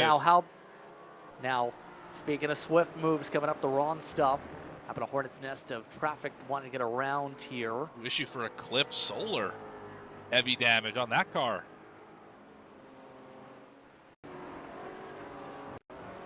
See if we can figure out where that happened. Correct me if I'm wrong. This is not the first. This is the second time we've seen something that might have triggered something with them today. Yeah, it has not been a clean race for this team. I don't see anything yet, of course. Car seemed exceptionally slow. Bit of damage, maybe not. They did miss an apex in White's corner, but that's about that I've seen so far. Yeah, I don't see anything. Maybe right here. There it is. Yeah, they just, oh, this just had a moment, didn't hit anything. At least terribly hard. Seen that corner bite a few guys today. Hard time on the corner apexes to exits there for a bit. Fast lap for Avery Miller. Yeah, Miller. Not in the top 10 though. That's the tough part. They may get to the top 10 with E-brake boys, but outside of that, it's a difficult hill to climb from here on out if you're the 95. By the way, this is a good time to mention one of our partners here for this season of coverage, Rookie Racing. Ready to hit the track? The Rookie Racing Rentals program is your starting line. Stop dreaming, start driving. We make it easy for new racers to get behind the wheel. To book your rental, contact our team. Details are in the description. So, as we go, we're about, give or take, 10 minutes, maybe 15 from some top-off strategies. Everybody else trying to make sure they get to the end that are near on the money, if not on the money, on the strategy. And speaking of which, someone just entered pit road, and the window seems to be opening up for the number 9 Thunk machine. Yeah, Thunk Beer on pit road. That's only 21 laps in. They're taking the early call here, try and fill it up full and then push. Yeah, if you think you have that much extra in speed left in that car, it's definitely a viable strategy versus running it all the way out, taking as little as possible, going that way, pushing first and then saving later. Either acceptable, of course. Depends where you are on the traffic. Decent key, and better yet, how comfortable they are with full tank. Steady state, we're keeping an eye on 2. They've already came in. A majority of the cars behind are still expected to pit. Yeah, we expect victory lap as well as Hale Sadden to come in here in the next probably 10 minutes. I do believe Caboose Crew can stay out though. They should be able to gain a podium spot here should things continue on the way that they are. Will to come in 14 laps to go. Some slopes as of late. Still quicker than Team BRZ. A couple of the others on the margin. Here comes some opportunities though, even on the 9 machine. See some of the driving from the Boost project. Seen some of the off tracks for them. We're trying to find a way. New fastest lap though. Dow just took it. Instead, a new fastest lap coming from the 96 machine. Yeah. How about it? Haven't said a ton about them today. They've seen them a lot on the broadcast here, but haven't really talked about them. Running 8th right now. I believe they're on the very close to making it strategy. They would be 3rd in that group. WIP, Thonk, Esports, Bud, and Weenie Hut to podium in that strategy at the moment.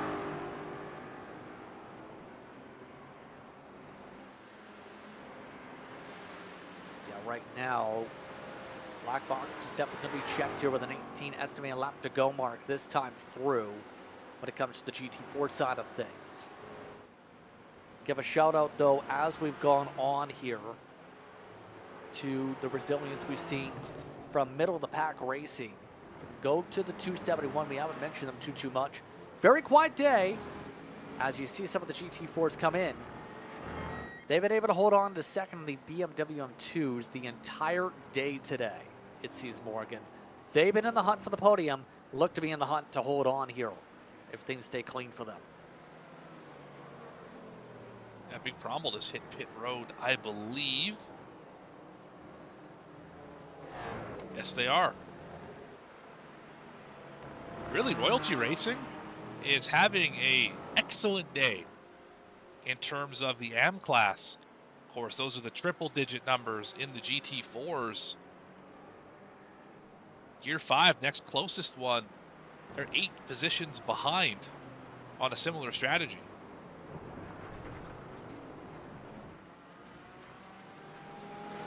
Right now looking really good for Royalty Racing to be able to have a chance to step up the AM class top step.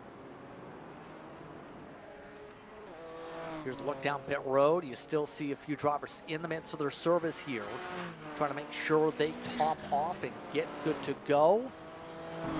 See how well they are able to execute on the pit lane. 15, 16 seconds. Wall Fanboys is actually on the toe, in fact, of those we just see on pit road. Yeah, something happened, of course, to the 246. Let's see if we can figure out what that was.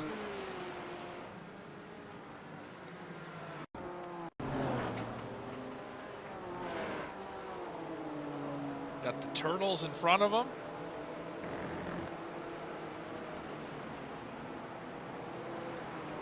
Oh, just overdrove it a little bit.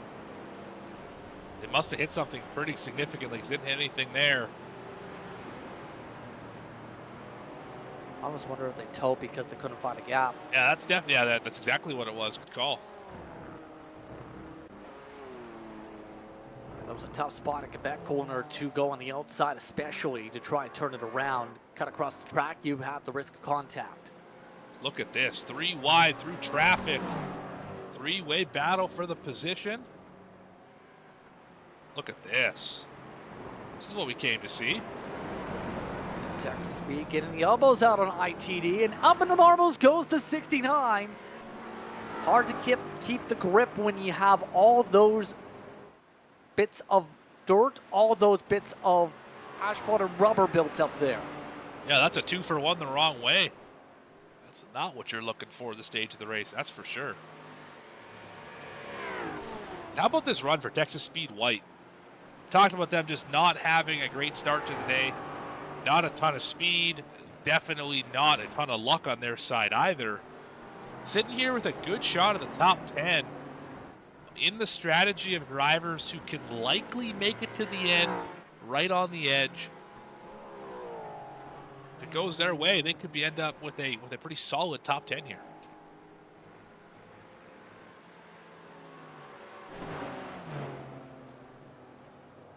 Yeah, looking pretty well for them. Let's check in on how things are going for the net leaders. They've actually caught up to Beaver Moves. So on raw speed, a podium in line here. They have some cars separating between, but right now, Schink running 124.1s. That's actually slower than the leader, but they are the second quickest on track by far. Yeah, I mean, they're basically matching. I mean, I think they've lost 2 seconds over the course of this run, but I mean, they're doing quite literally everything that they have to do. Because, again, we talked about that delta is going to be around 30 seconds. If you're under that, as far as WIP being that far back from Texas Speed, when they have to pit, Texas Speed does, they should cycle ahead, WIP in front of Texas Speed Blue. So it's going to be still really tight as they're both right on the edge of being able to potentially steal this win away.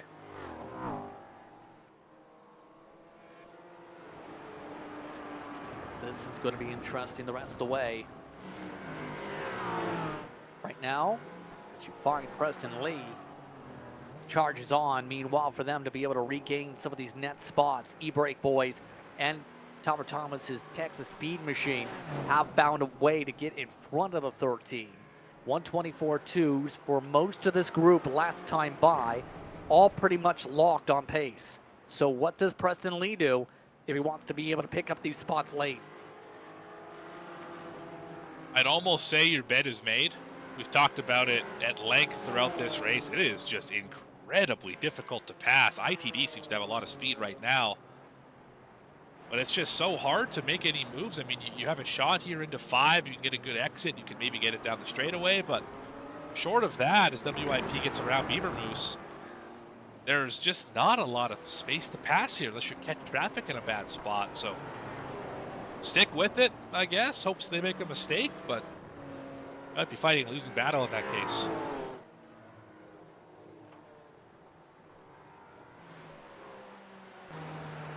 This case, with under 20 minutes to go, it gets close with under 14 estimated laps to go before things plot out. See how things line up in the train. Got some more love for Trout in chat here. Alpha Trout currently running P2. They're going to have to top it off. I mean, they are pretty goated, as they said. That's what they say. Oh, big spin in front of him. Who is that? That is one of the BMWs. Is that middle of the pack? That is middle of the pack. Oh my goodness, that car is destroyed. That was second in the running order. Oh, that is a disaster with under 20 minutes to go. And watch this here. It's not just as simple as a spin. They got popped out of Moss. Oh, not ITD. That's 77. Yeah, B4D. Got them in a big way. Somehow no damage on that pink car. They are coming down, though. It is damage to the left front. That's enough to draw them. I just couldn't see it in the shot. But yeah, definitely hit them a ton. Oh man, that is an awful break for both of those cars. At a time where, with this late in the race, having an incident, you can't recover from that. No, you've got what you got now. Absolutely. Fastest lap, Weenie Hut. Yeah, Weenie Hut trying to push. They're in the battle for 6th and 5th, right behind Royalty Racing, who's yet to pit, but Thunk, who is on equal strategy to them. Into the 4s. Keep in mind, with the track temperatures dipping, with the times to sun, we're almost at 7 p.m. in sim. A very real chance that as the sun goes down, Weenie Hut is able to grab a top 2 spot. Currently sitting 1 position in front of them. That 26 would be that 2nd spot should it all play out the way we think it will. Be close though.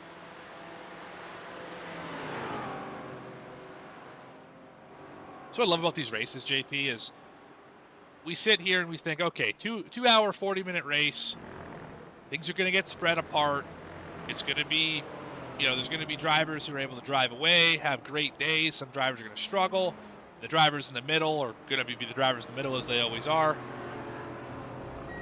But every single time, 3 for 3, we find ourselves with an excellent fuel strategy battle where we don't know which strategy is going to win. It's been incredible this season, and I implore every single one of you watching, all 23 of you, better be watching the next 4 of these as well, because you never know what's going to happen in this series. Weenie Hut still trying to take over. Thonk by Bud, as Royalty Racing is in the pit lane. So they have now peeled on through. Here's the good reference point. They went 16.5 seconds in the box just now. Their top off, in terms of that rate, seen them 34 seconds in the lane. That's something to think about with the one machine up at the front of the field. Right now, though, the battle's still heating up on screen. Weenie Hut, Thunk, side by side. Weenie Hut looking to try and find a way to make the inside work out of the Mario Andretti straight away. Can they get the move? Looks like they will. Up into the spot they go into turn 8 with less than 15 minutes to go. A driver we haven't mentioned, or a team we haven't mentioned all day. How about 3rd spot in the BMW M2 class? Thank you, chat, for pointing this out. Croc is sitting in P3. We have not mentioned Croc at all today. What a terrific under-the-radar run for Damon Mitchell and team. Looking really good here to end this one off. With the attrition that popped up from middle of the pack, that's pushed them down 40 spots. Kroc able to jump up a couple spots. They're actually 2 seconds back of smooth operators as well. If a little bit of luck comes into play, they might get there. We'll have to see. It requires some luck, though, with under 14 minutes to go. Absolutely, but we've seen crazy things happen. I mean, we just saw one of the drivers leading the group have an accident all on their own out of 5 and then get popped by a GT4. So, I mean, we've seen these things happen every week. No, we didn't see this week that we have seen the first 2 weeks, though. Nobody spun under the competition caution this time. Yes. No issues for the most part. And we can safely say that because no more competition cautions. So, check one for all the drivers. Well done. Alpha Trout, they're in. Beaver Moose, they're in. So those two teams come down 29 laps for Alpha Trout, 31 for Beaver Moose. That should mean Texas Speed next time, if not the time after that. Your stopwatch difference, 28 seconds. It's going to be iffy. Weenie Hut, for reference, is now on the podium with those 2 pit stops.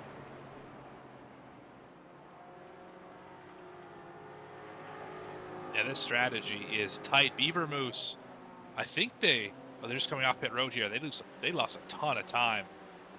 And they were 19 seconds in the box, 38 on pit road. They dropped from a top 5 down to 14th.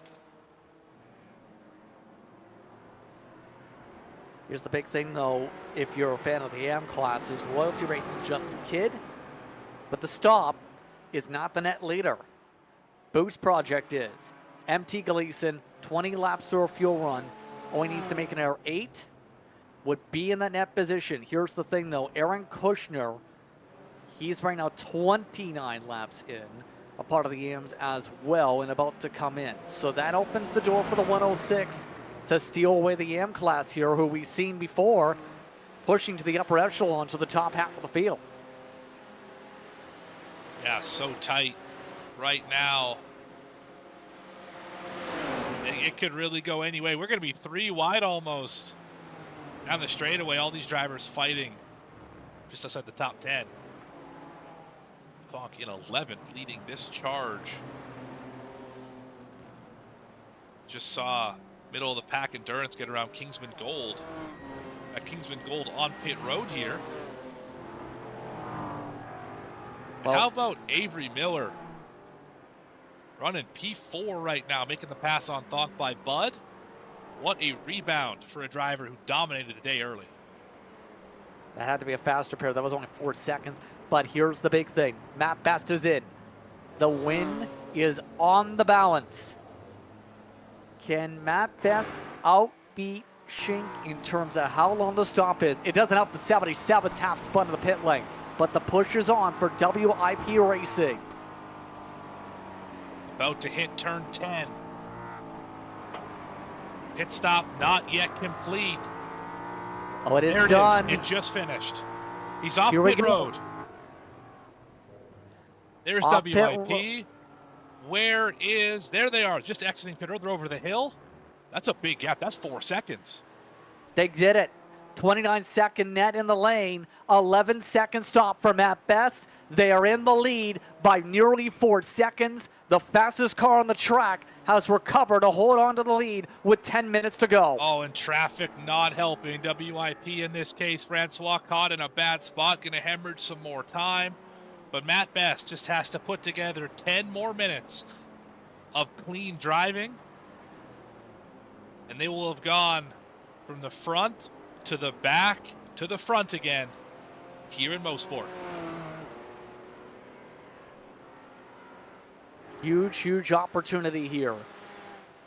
Now the question will be, will Schink be able to find a way to close up? Best has been the quickest on track, remember. That speed difference we were talking about is the difference in the end here with the top-off strat. And you would have to think It's a much lighter car for the one machine, which in theory can go a bit faster here. We'll have to see. It's gone up a tenth since the clearance for Schink. It's now 3.7-ish seconds with 7 estimated laps to go. Yeah, I think once these tires get warmed up for Matt Best and the Texas Speed Sim Racing Blue #1, it will go the right way for that team. Currently 3.5 seconds, the delta. Going down a little bit right here. May have caught some traffic in a weird spot. They did. They did have to work around one of the BMWs. As look at this group. Oh my goodness. Smooth operators off the racetrack. And they might get past here right away, smooth operators. Croc is right behind him in the frame. That orange and black car. It's the battle for second in the M2s. Damon Mitchell happen to go on full tilt now. That's a bit of traffic that wants to get on by. So, can Mitchell get into drafting distance is the huge, huge part of all this. Might be just they are a bit out of the tow range right now, is the critical part in this. That's the toughest balance if you're Kronk. Well, they're going to get a good exit here. Oh, not quite enough. They're just outside of it. You can, they might have just caught up into it. They are gaining on the straightaway. They are in the tow. Ever so slightly, that number is going down. They're there. Just about within a second.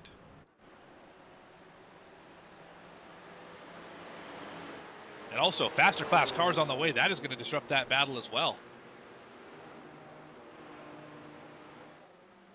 Yeah, right now the charge is on if you're them. Boost right now is holding on for this M lead with gear 5.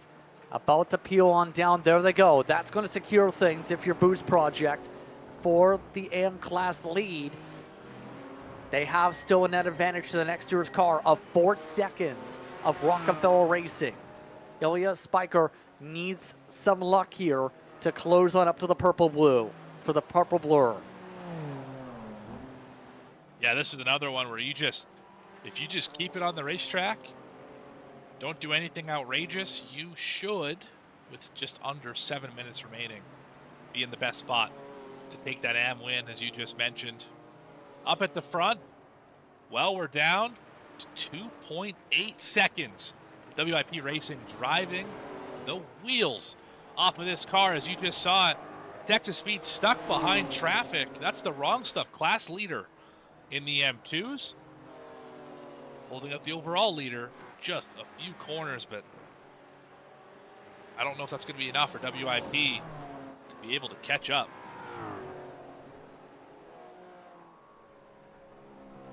Yeah, I don't know if that's going to be enough unless they get really on the horses here. It's going to require some traffic management here too coming up the road.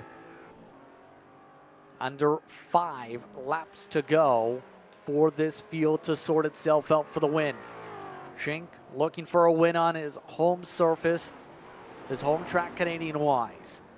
All while Matt Best tries to hold on by a couple corners.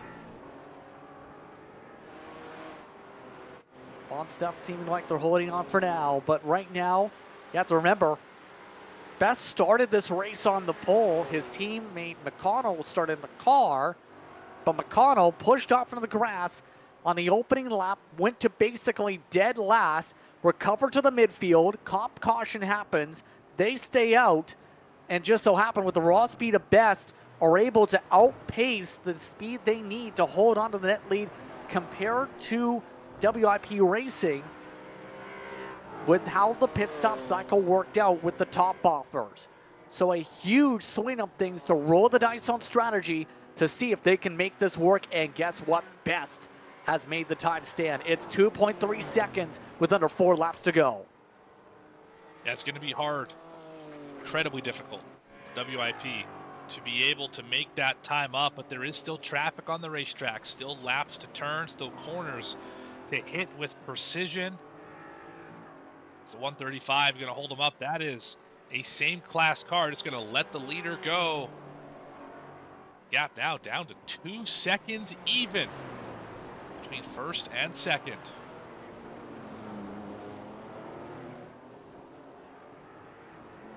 And this is getting really close for them right now for boost. I think everything's comfortable. They are trying to pick up some overall track position though. No send on the 9. Trying to make sure no incidents amongst them. For reference, the air classes are secure for steady state and for the wrong stuff. As we go, your big battle is going to be about what fares out in the GT4. These two classes you see for the other side builds upon the points leads here today, especially for the wrong stuff and steady state. But it's wide open potentially with how things have gone in GT4 Pro. There goes WIP under 2 seconds. Third in the points coming into today behind Texas Speed Blue. Now looking to try and see who's going to have the opportunity to be close amongst this points lead coming up with the E-Brake boys being outside the top 6. And that might have just been that corner section, the straw that broke the camel's back, got stuck behind the 135 Eclipse Racing Solar and cost about 0.3 of a second.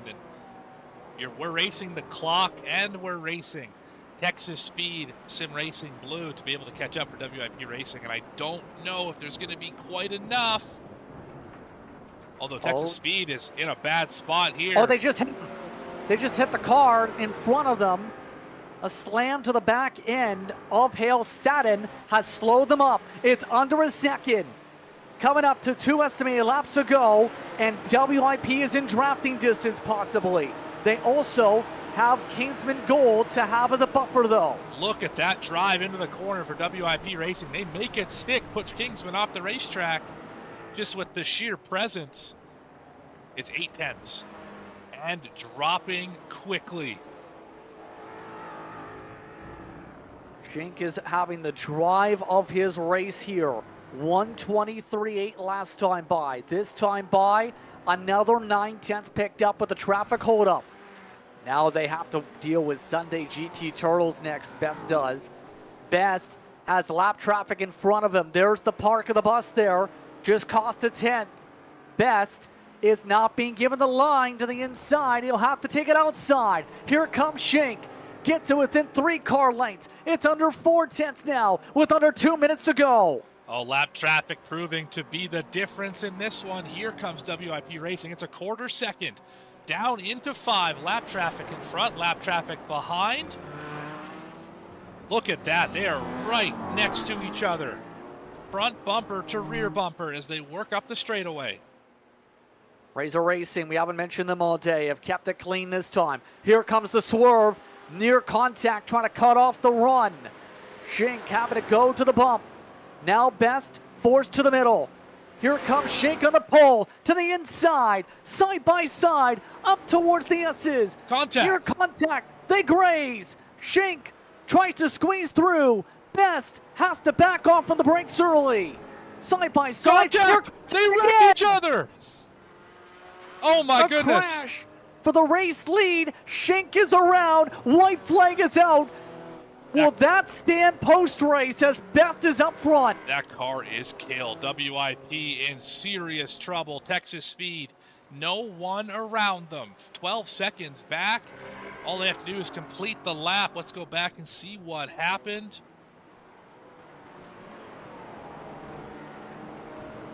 Yeah, just an aggressive move, trying to squeeze the entry to get enough room to turn back in.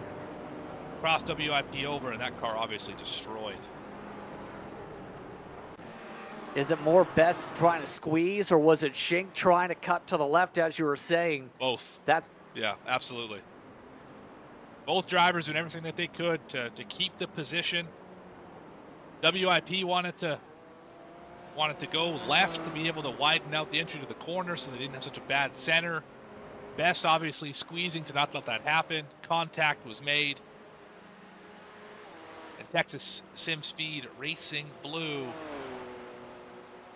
few corners away from claiming this one.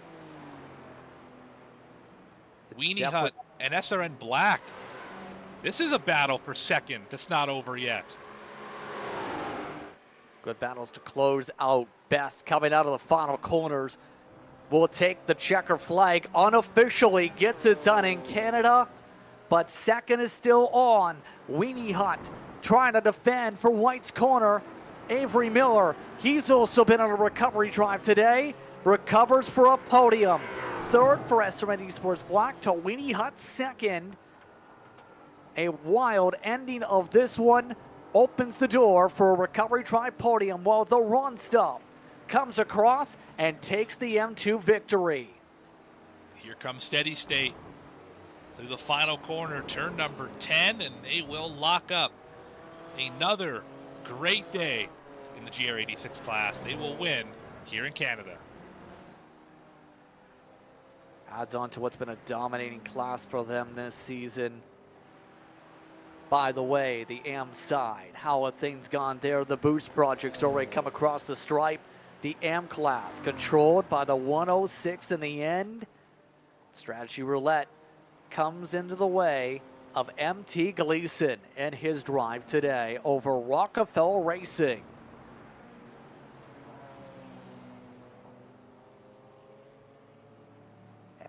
What a way to end this one here, Morgan, with the wild, dramatic finish for the GT4 pros.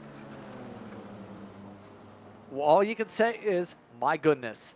Yeah, absolutely right about that. I mean, every week, or every month, I should say, when we do this series, once a month here, the first, in this case, second Friday of the month, we think, how can they surprise us this time? How can they put on an even better show than the last one that we saw? And oh my goodness, did they just put on a whale of an event for us here. I mean, from start to finish, this thing was entertaining. And this racetrack, which I had never seen a race at before, this is on the bucket list of races that I think need to be added to many, many more leagues in the future. Absolutely. All cars across the stripe, by the way, in this one, Morgan. Looks like things coming up to a wrap. What a finish here today. But in the end, it's Texas Speed unofficially up at the front of the field. Let's take a look at the results here. This is the Toyota GR6s we just seen there. But it's sorted.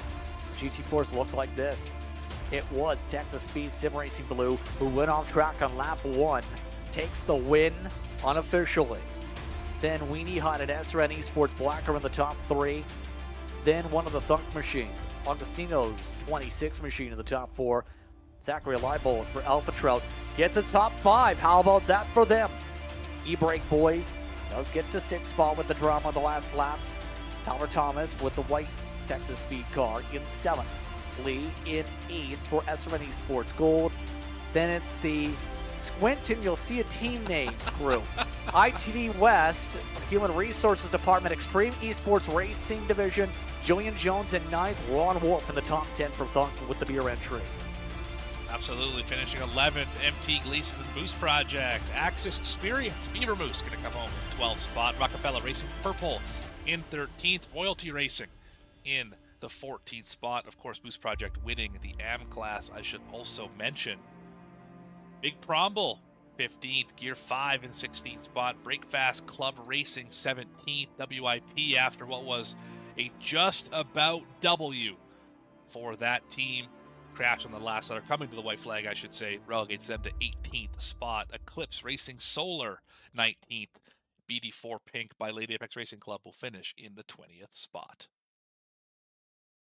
21st in GT4s went to Aaron Laws, the DNF for Popcorn Pickles Racing. That was after a tech issue. Eclipse Racing Lunar Machine in 22nd. Rogue FI Racing as the last of the car type. That blends us over into the next grouping of drivers, where the M2s today, they were close before things broke up after some drama there. The Ron Stuff takes the win in the end by 37 seconds over Smooth Operators. Croc, Scuria Los Locos, Middle of the Pack Racing get in the top 5. Decent recovery for Jason Landry, gets 6th, but a lap down to the class. Suddenly GT Turtles found a Kingsman Gold, who also had to come down for a faster pair in the late stages in the 7th spot. Virginia Ridge Runner Racing in 8th, Maximum Effort, and North Sports, the top 10. 11th, Wall Fanboys finishes in that position. Rockefeller Racing Green in 12th, rounding out your field for the M2s. Maximum Effort Motorsports 2, not a great day for them. She'll be looking for Road America next time out. And that brings us into our last grouping of drivers, the GR86s today. Steady state, what else can you say? Top team in the class for the past 3 weeks. Caboose Crew, though, gets on the podium. Team BRZ in the top 3. Victory Lap, SCEL, T-GOM will be in the top 5 today, unofficially. Razor Racing, Hale Satin, Team Stacy Hunter, followed by Peta Racing and Narcissus Racing in your top 10 today.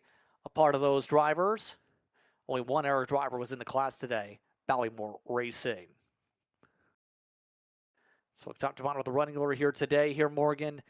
And oh boy, there's a lot of people looking at film, we'll say that, as these teams blend to join us here for broadcast. Absolutely. Let's go find some of these drivers. Let's start off with Caboose Crew SCEL, the 450 second placing class in the GR86s. Indeed, David Turin closed things out of the car, but believe we have one of their team members, Kyle Peterson, who joins us here. Yes, what's up? You guys got on the podium. How are you feeling? I'm feeling stoked. I'm out of my mind. I've been running the last 2 races solo due to some iRacing shenanigans, but me and David Turn came together like Voltron, and I am just out of. I'm thrilled. I'm ecstatic. Yeah, let's talk about this race for you and your team here today, because you guys started off in 40th, gained 9 spots as the day went on. How would you describe that charge to be able to have yourself in put your team into this position since you started this race with the first 33 laps in the car? Yeah, I mean, I just did the best that I could to maintain our position. I lost it early on, got out on the grass, got a little shaky there, but I settled into the pocket. I just want to set Dave up for a good 2 hours. And he delivered. I mean, he's stone cold. So, at this point of the season, kind of what's been the mindset now that you guys are been able to connect together? How do you build upon this for success for the rest of the season? It's P1. That's what it's going to be. Just practice in P1. We're going to be qualifying high. We're going to be finishing high. We're going to try and build this slowly, race by race, over the rest of the season. But yeah, first place is always the goal. Any shows you'd like to give here today? I mean, I'm just going to shout out Dave for figuring out how to get into the same team on iRacing. I mean, the iRacing UI is a little screwy, but I'm having a great time. It was a great race, good competition, really clean, a lot of fun. I mean, I'm a big fan of this league. SCEL is the best yet. I think I just found David Turn as well. How do you respond to the team side of things, to the connection today, especially said with you figuring out how to get the team connection together? No, that's not true. I figured it out every single time. It was just a cop out. Yeah, I clicked the right team, which is huge, and that was super fun. I didn't realize that they changed the model of the GR86s, so it was a little learning curve right when the practice didn't happen, but. Once driving it for 2 hours, you kind of get used to it. It feels great though. This was super fun, and the best teammate ever, Kyle Peterson, right here. Yeah, I'm excited. I'm stoked. Never felt better about P2. Yeah, exactly. I mean, P2 is just as good as P1. It is. It's P1 in my heart. Exactly. It's the best we've ever done together. Exactly. That's all that matters. I'll just ask you one quick question here before I let you guys go. Then at that point, where do you see next round going for you guys, David? I'm going to click the right team right off the rip, and then Road America is dear to both of our hearts. So I podium finish for sure. We're gonna fight for first at Road America. We're gonna do our level best. All right, guys. I'll let you guys get to your celebrations. I know there's a lot of teams going over film. Good luck the rest of the way. We'll hope to see you next time. Thank you so much for having us. Kyle Peterson, David Turn joining us here with the broadcast booth. It's a busy waiting room now, to say the very least. Where do we go from here? Where do you want to go, Morgan? Because it looks like everybody's lining up to say hi. Let's go overall winners. Texas Speed Sim Racing Blue. Let's get them up here.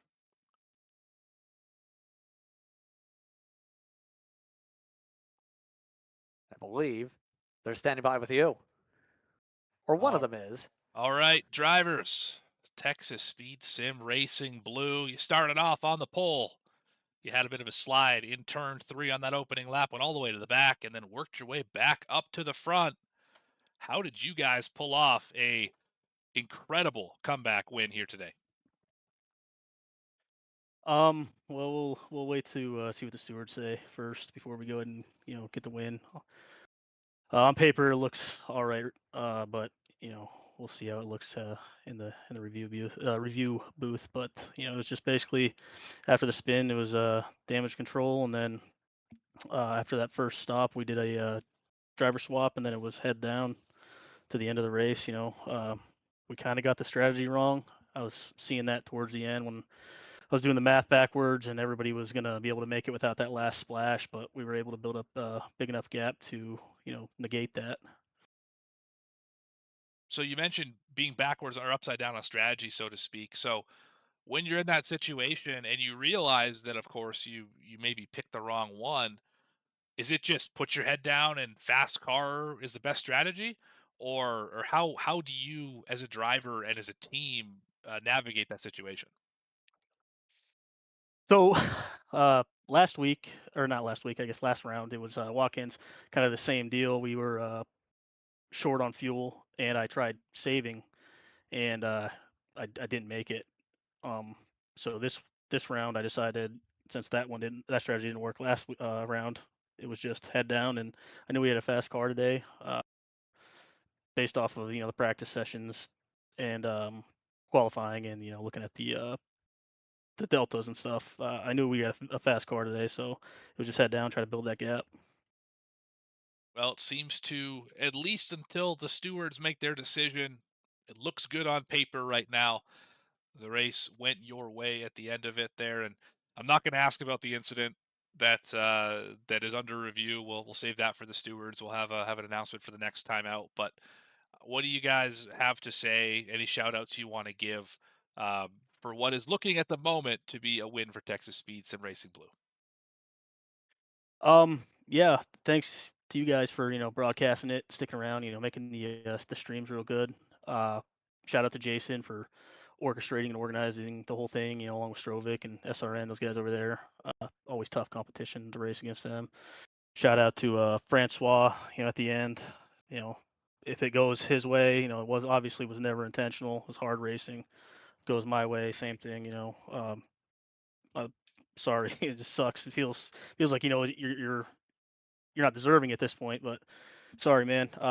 Shout out to Texas Speed and Daniel. Those guys cheering me on. Daniel running with me, and last but not least, John's mom. Awesome. Well, thank you for your time. Texas Speed Sim Racing Blue sitting on top of the charts for now. We'll see what the stewards say about that one. But great race, guys, and excellent recovery. Thanks, guys. We'll send it back to Justin Prince as we catch up with the next driver in our list, which looks to be third place in the GT4 class. That's going to be Avery Miller. Yes, indeed, Avery. Let's talk about your recovery drive, because early on, you had the fast car, battled up in the top two, and then Chaos Brew. What would you describe from your perspective as you powered your way back to a podium? Yeah, I mean, after the incident that happened, I could really only focus on one thing, and it was going forward. I mean, I knew with the pit cycle that some people are off because they missed the pit cycle under the comp caution. So I knew I still had a good shot at it. So I just kept my head down and pushed the whole way along. Yeah, so we've seen throughout the day as well, it was hard to make passes and try and make up a lot of the ground in a lot of cases because there was so much time loss. How would you describe the difficulty of making sure you got into a rhythm to make moves while also making sure you didn't lose too much time, believe, because in some cases, some packs lost 6 seconds trying to make a pass.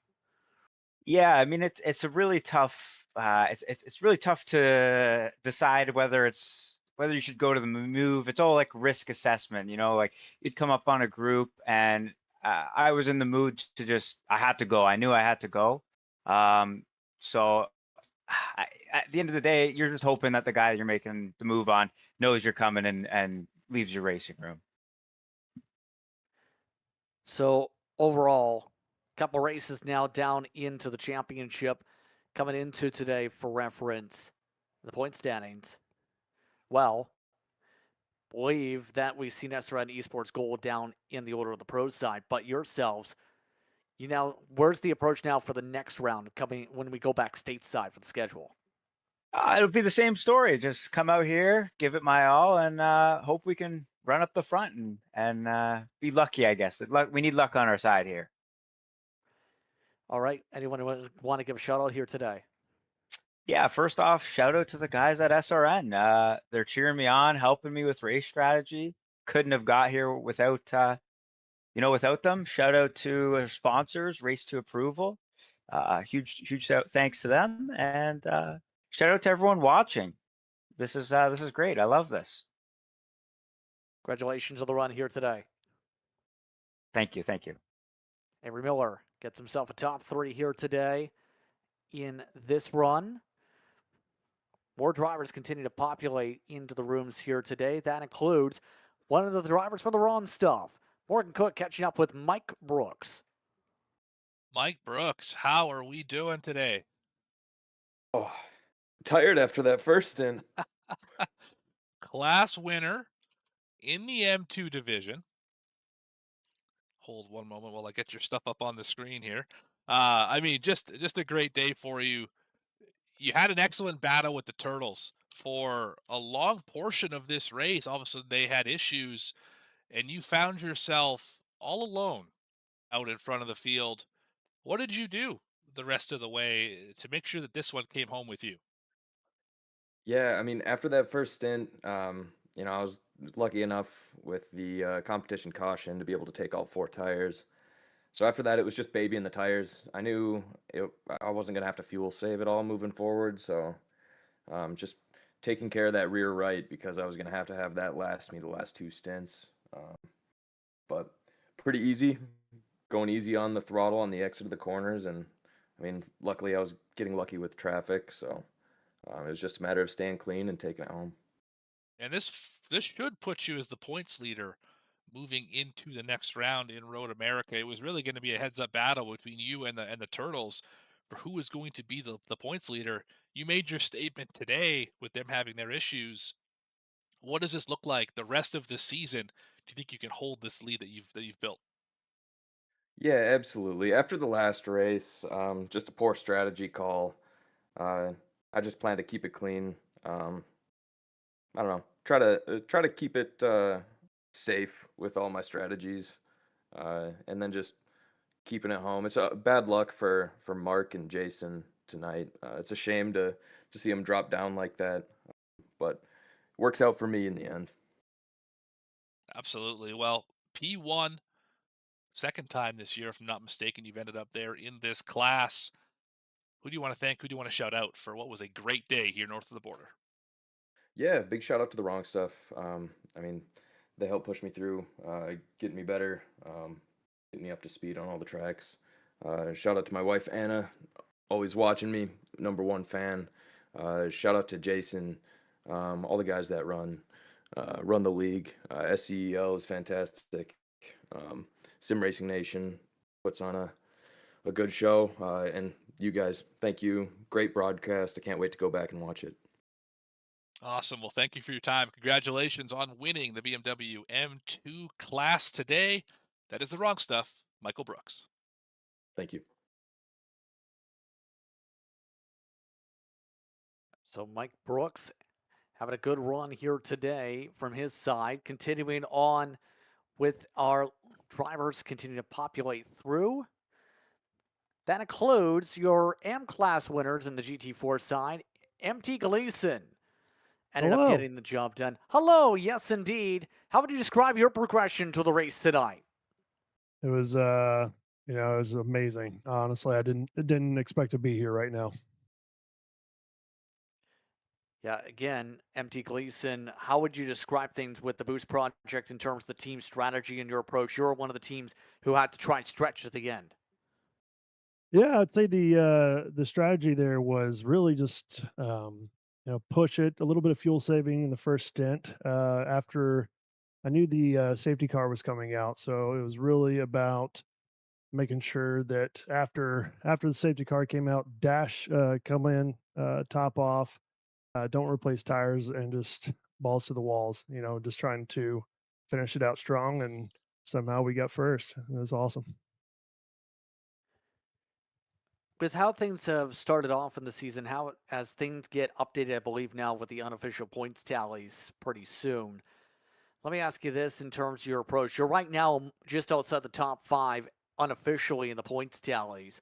What's it going to take to get your team back to the hunt to catch up to, say, Big Brombo, who had that 44 to start the season?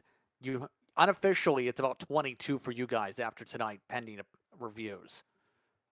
Gotcha. I think we can do it. I think it's going to be a long season, but I think it's going to be fun, and we're going to give it the best effort we can throughout the rest of the season. And I don't know. I know there's a lot of good things coming this year, and the team's gonna. I feel like we're gonna win it. Anyone want to give a shout out to here today?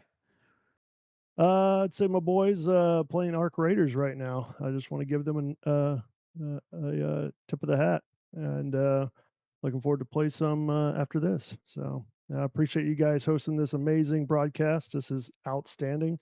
Couldn't ask for a better league and broadcasting team such as yourselves. Congratulations on the run here today. Yeah, appreciate it. Take care. MT Gleason taking some time to speak with us here in this one for the Boost Project. I believe we're still waiting on Nick Beta, but we do have someone else to jump in real quickly. I want to take the opportunity to catch up with James Cochran. Smooth Operators getting the job done today in second, Morgan. Absolutely, James. It's JP and Morgan up in the booth. You got a copy? You got a copy. Fantastic. Well, you did not look to have the pace you needed earlier in this race. I think we can all agree on that. You were running around that 8th to 10th spot in class, just not really able to find a way to the front. What was it that ended up flipping the script for you and ended up getting you up in this top 2 position? Yeah, I'll be honest. I feel like a bit of a fraud. I didn't have the quali pace. Didn't feel great.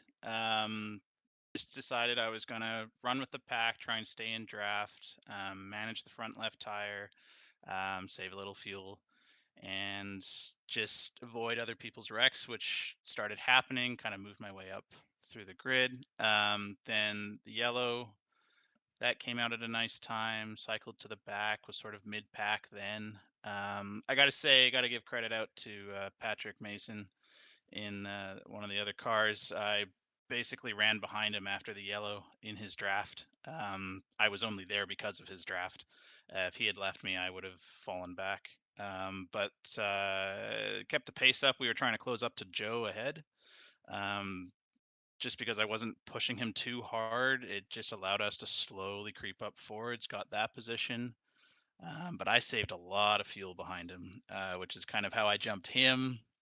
So it wasn't a race done on pure pace today. It was about being consistent and methodical and minimizing mistakes, staying out of trouble, and I've somehow managed a P2 again. Well, I'll tell you what, James, you're going to hear this a lot as we work through the SRN esports endurance schedule throughout 2026. But they don't ask how, they ask how many when it comes to finishing position and race wins and podiums, which you got today. So fuel strategy doesn't matter. You finished second here today. You can feel like a fraud all you want, but you still ended up crossing that line in second. So don't worry about that. I'm taking those championship points to the bank. I think that puts me up potentially into P2 overall. So I ain't complaining. There you go. That's exactly what we're going for here. And I mean, just a good rebound race. I mean, you played the strategies right and ended up in that P2 position. Who do you want to thank? Who do you want to shout out for what was a good rebound for the Smooth Operators? like I said, shouting out Patrick again just for being a nice guy to run with on that race. I got to shout out the SRN esports team. For anybody who doesn't know, we're hitting our first event as a team tomorrow in the MEC, the Majors Endurance Championship. We got 3 teams running in 3 different classes, so come out and support them. And then always shouting out the SRN community and thanking you guys, V-Speed, for putting on the show. Awesome. Thank you for your time, James. Congratulations. P2 in class. That's a BMW M2s. Thank you. Cheers. That's James Cochran getting a decent run here tonight, Morgan. For the most part, I think most of these teams going to be very happy with their performances tonight, wouldn't you say? I would agree. I think the drivers who were able to manage the traffic properly, get through all of the carnage properly, and pick the right fuel strategy, they're feeling great right now. If you didn't do those things and check those boxes, you might be feeling a little bit left out as we head back stateside. And the next race is going to be Road America. That's on February the 6th in terms of the scheduling side of things. Be sure to tune in once again here on V-Speed. Another big drafting track, but it's a lot bigger than here. It is. You're talking about 4 miles. Yeah, that track is massive, and I couldn't imagine being in one of these little GR86 cars going down those long straightaways, just sitting like, is this straightaway ever going to end? Be fun to tune in 1 month's time there at Road America. As someone who was there during the SRO weekend with the GR86s, they race a fair bit Dorbane. Let's say that for breakdown. We'll see what happens then. But on that note, it's just about time to say goodbye for tonight's coverage here for the SCEL, brought to you by Sim Racing Nation, here from Canada. For my co-announcer today, Morgan Cook, for our camera operators, provided by Dougie Beard, I'm Justin Prince saying so long. Enjoy the rest of your evening. Hope you've been enjoying tonight's coverage of the SCEL. We'll see you next time in February from Wisconsin.